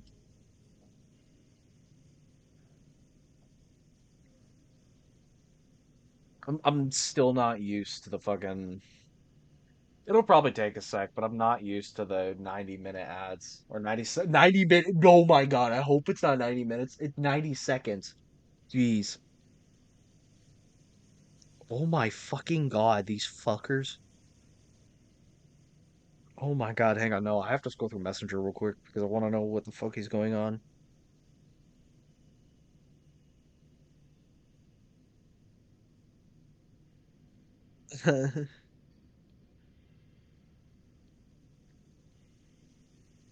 Bull. All right, welcome back from the ads, everyone. So, damn, 64 fucking percent. I don't think Danky wants to lead. Jeez, man. Jeez. All right. A network of platforms and scaffolding cling to the ship's hull, filled with workers and equipment. Sound is stretched out by the vast space, so that the welding, cutting, and sealing seems to come from everywhere at once. Insane. Both you and Fang spot at them at the same time. A group walking towards, like, slowly across the gantry and at the front. Two men, one gesturing towards the ship, and the other stick thin, cleanly dressed, a spot and with a shock of gray hair. Oh my lord! Harden. You and Fang say his name in unison, and Fang sets off up the staircase to the gantry, with you following behind. As you come to the same level, the group is passing closer. The foreman gesturing at the work being done throughout the dock, and Harden nodding along. Harden Hurst! Fang shouts across the noise, taking you by surprise. His voice bounces and comes back with a ripping echo. The figure turns. Yes?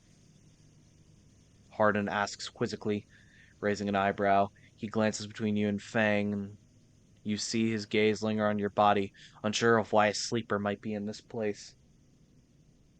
Racist? Y'all racist. Racist towards the sweepers.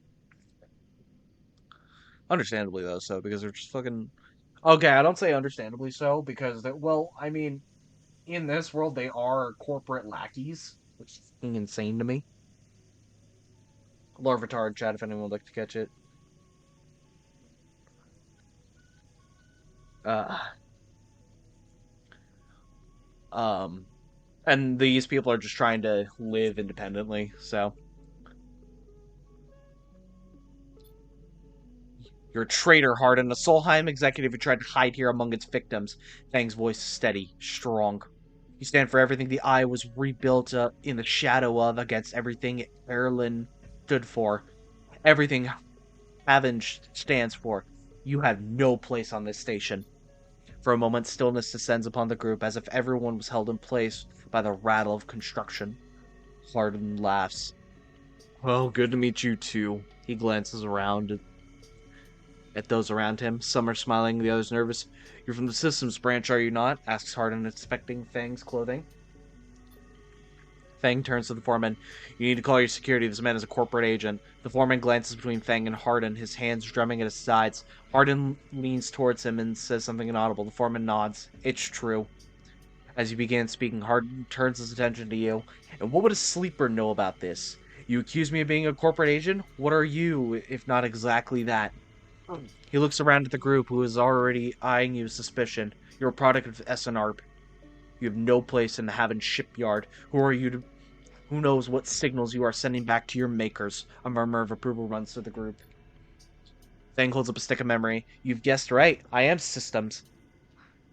And I have records that link you directly to Solheim right here. He turns to the foreman again. So once again, I am asking you to take this man into custody. The custody of the shipyard. The foreman remains still. Hardin's voice calm, measured. If you have such data, why hasn't it been submitted at a members' meeting with proper review? He shakes his head.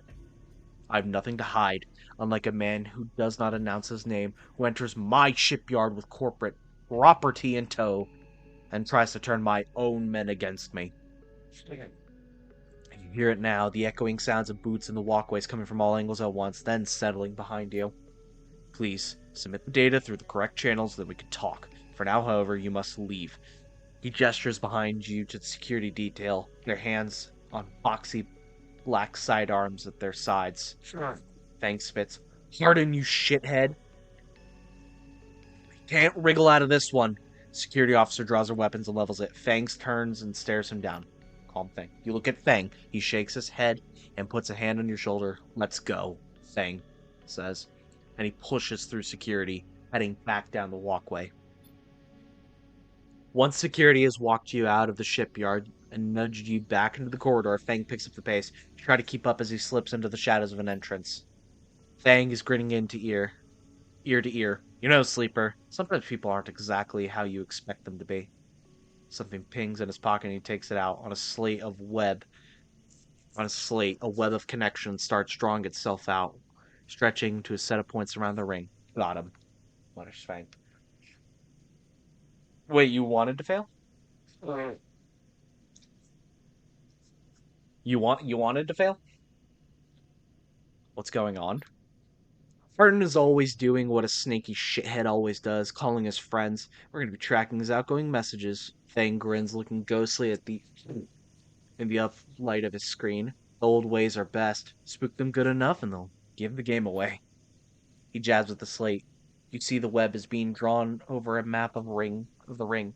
Lines bouncing from point to point. All these dots, these are Hardin's buddies. The ones he is messaging right now, and we're gonna find them all. That was on purpose? Of course Hardin isn't working alone. We need the full set or nothing. Fang glances around and slips the slate back into his pocket. We better split for now, Sleeper. That's exactly what we need. Good hunting. Ooh. Ooh. Ooh. Damn. Okay, Fang. All right. Jeez, man.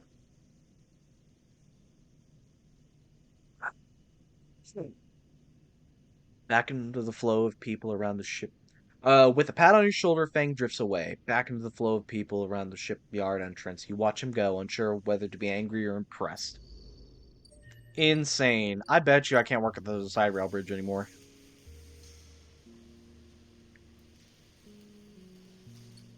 I do need to do some work because I have to pay for some stuff.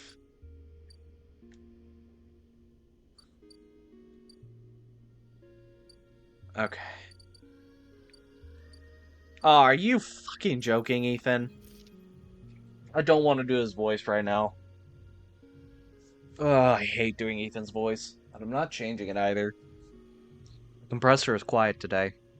Usual crowds are elsewhere, and the pumping music washes over a handful of spacers and a few drunks. Ethan is still in the same stool in the same pool of light.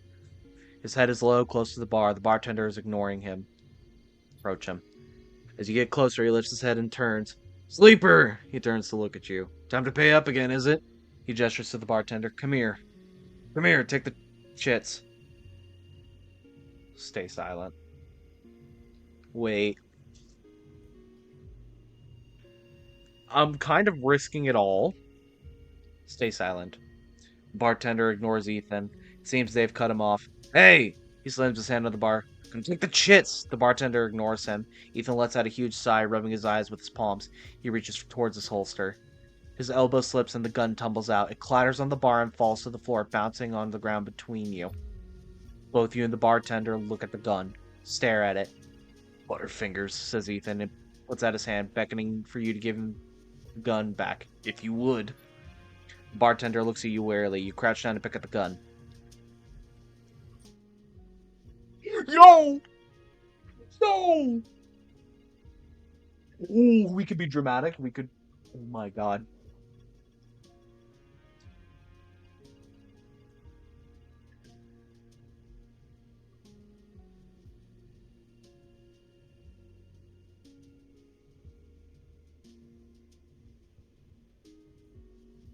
Yo.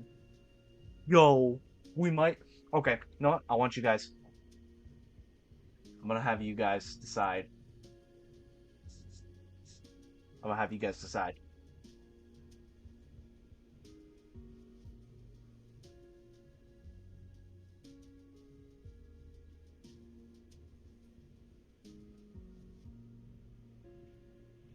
Because holy this could be good.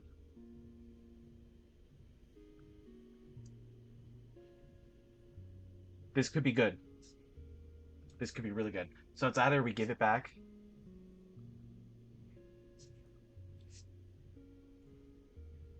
or we point it at him. I want to see what you guys want to do, because holy this would be funny as fuck. This would actually be goofy if we just pointed the gun at him.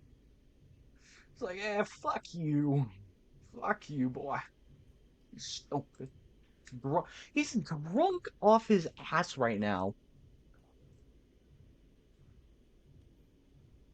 He's drunk. You know? So we could actually probably kill him. But I don't know. I don't think the bartender would be super like pleased with him. Thank you for the spawn, man. Ooh, we have a chance. I mean, I fucking hate Ethan. I hate his voice. It's annoying. Dude. And he's threatening our very livelihood, you know? He's a fucking dick. Alright, we're pointing it at him. Let's go. Let's see what happens. This is gonna be fucking funny. Ethan turns his head in your direction, a little sharp pale eye locking with yours. The bartender backs away. Oh. He turns on the stool. Oh, sleeper. This is more like it. I'm pulling it. You don't wait. You pull the trigger. The gun clicks. By now, all the attention in the bar is on you and Ethan, who looks at his gun with a bemused expression. The bartender raises an open hand, and there are 10 shiny bullets. 10 shiny bullets he took out of Ethan's gun while he was asleep on the bar. My god! Ethan smiles at the bartender. Oh well, he says, grabs the gun, slamming it into your face in a single move. You stagger back as you drop to a knee. Somewhere nearby, the gun clatters onto a surface. It hits a glancing blow, but it makes your vision swim. Through the blur, you see Ethan wrestle a small, thin slate from his belt and hold it up. Enough of this. I'm logging the job and calling it in. Ethan taps the slate. No more playing. Your head aches. Ethan taps through a few screens impatiently. He swears and taps again. He starts shouting, a dull echo in your ringing ears. He starts screaming at the slate and throws it across the bar. He crouches down and grabs you by the chin, his face close, his breath heavy with drink. That Senor just screwed me. He grins maniacally. They canceled the contract. He stands up. They canceled the contract! He shouts at the ceiling of the compressor. You stand up, struggling to your feet. The sting of the hit fading. Ethan is rubbing his temples, his face pale. You hear a clicking sound, like coins being counted, like bullets being loaded into a magazine.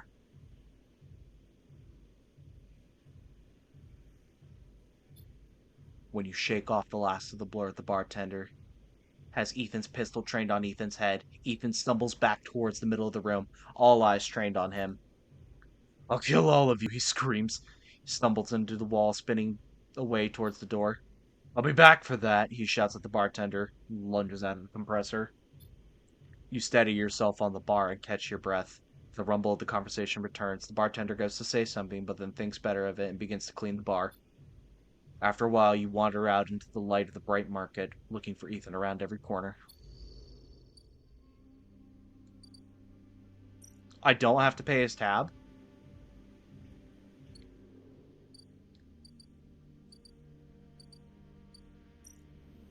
What's going on at the fabricator? Nothing. The market. Okay. So I don't have to pay it. I do need to buy the stabilizer. And I want to hack. Yeah, to get an agent. There we go. We don't have a 1.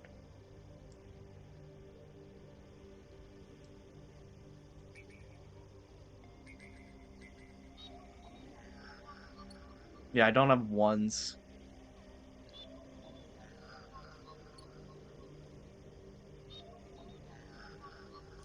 Havenge agent. That works for me.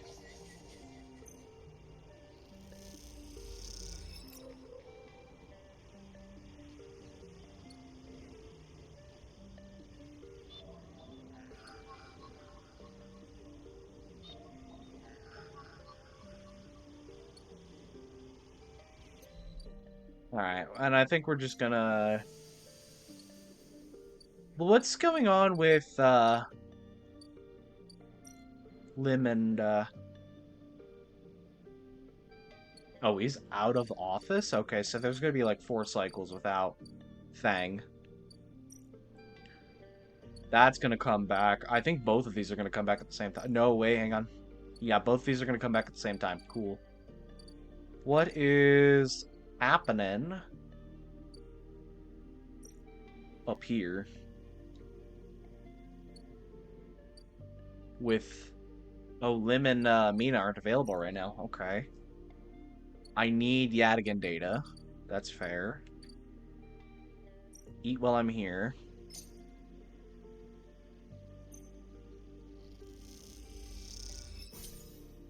I think I can get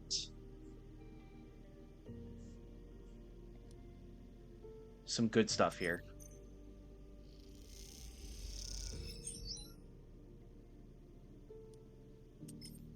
Okay, let's ball out. Low ender and 3 cryo. Nice. Just more low ender progress. Okay. So let's head back. Dude. I'm gonna stabilize. And end the cycle.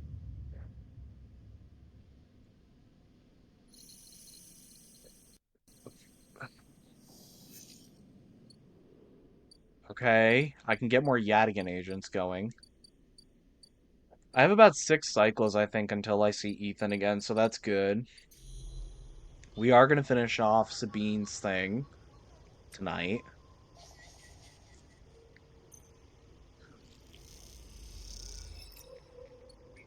Sweet. We got more Yadigan data. It's great.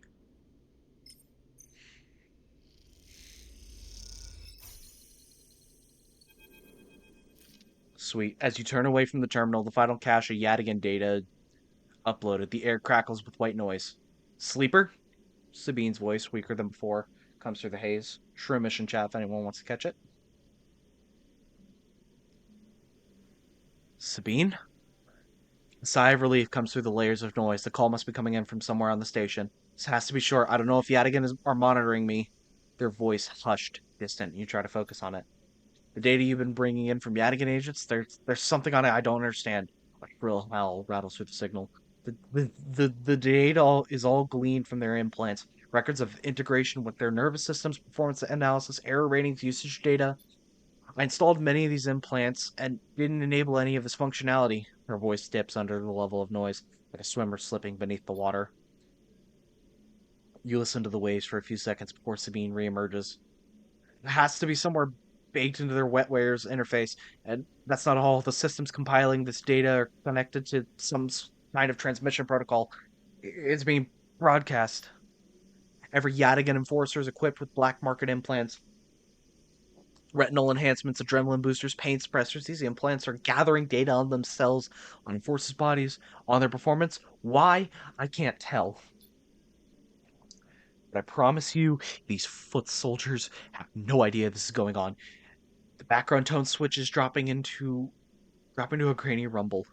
If they knew, I don't imagine they'd be happy with the situation. Yadigan could have a mutiny on their hands.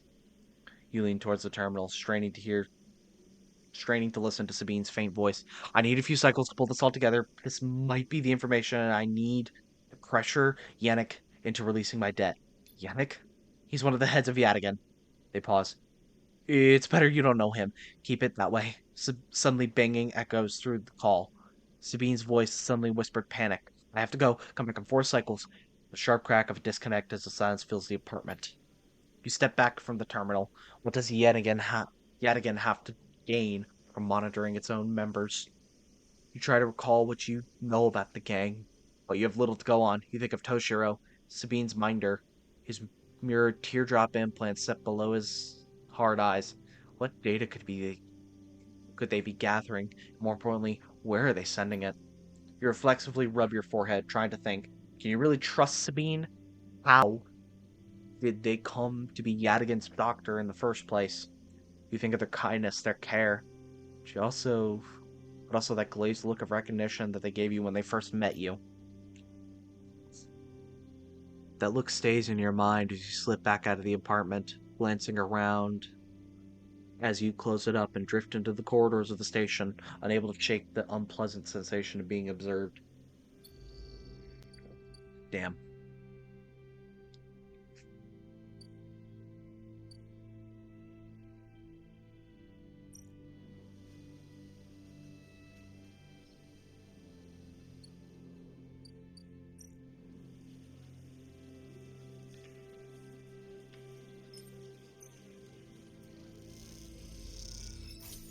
I do have Haddon's data.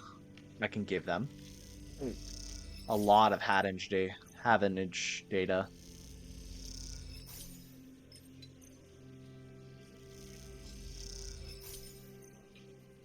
Like a lot.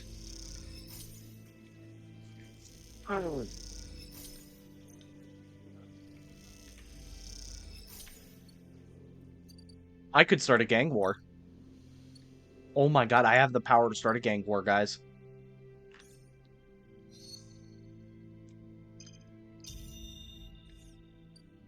Guys, I can start a gang war. Lol. Right.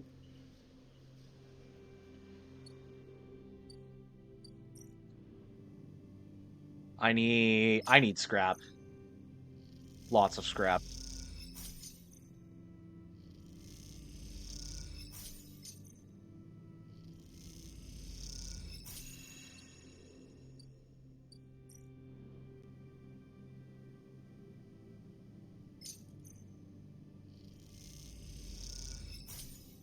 Yes, I got the thing I needed.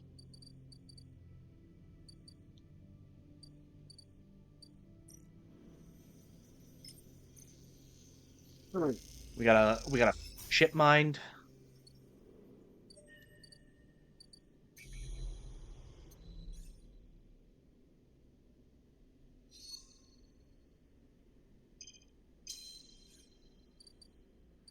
Oh yes. And I'll work with the freighter.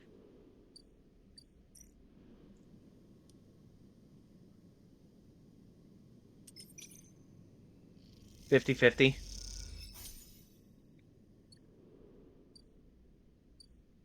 I could do it again. And then I can hack a couple things too. Nice!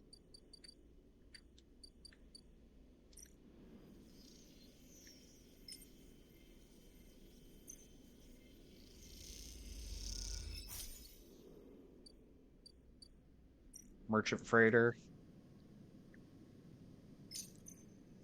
They do give me some good fragments too. Ship mine fragment. Hunter's going to come back in this cycle too. That's a problem.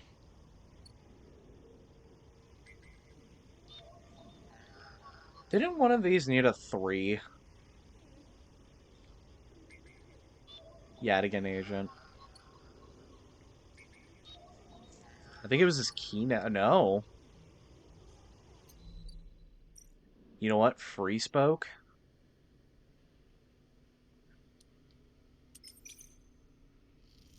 Gamble with it. Ah, nice. I got a spoke climber. And I'll go hack a Hadigan agent. Or have an edge agent. God damn.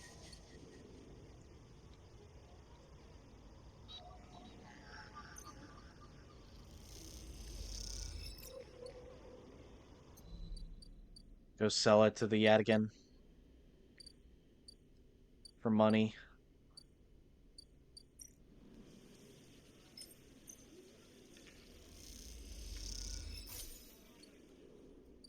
There we go. Wart exchange. Can I do anything more? Wart fabricator. I can make more of those. Damn. What about Havenge offices? Can I sell anything? I'll sell that so I can get some food next cycle.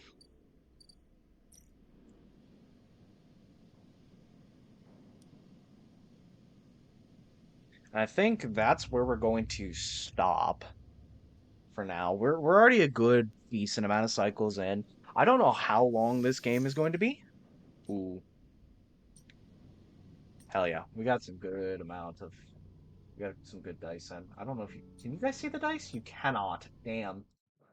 Okay, so whew, that I am loving this again. I'll say it once. I've said it once. I'll say it again. I am loving this game for sure. It is so much fun. So here is the raid message, everyone. We're gonna go raid the lovely Miss Stoner, who, as I was saying earlier, is currently doing her 5-year stream or affiliate anniversary. So yeah, we need to go give her some love. It's crucial. It is important that we do this.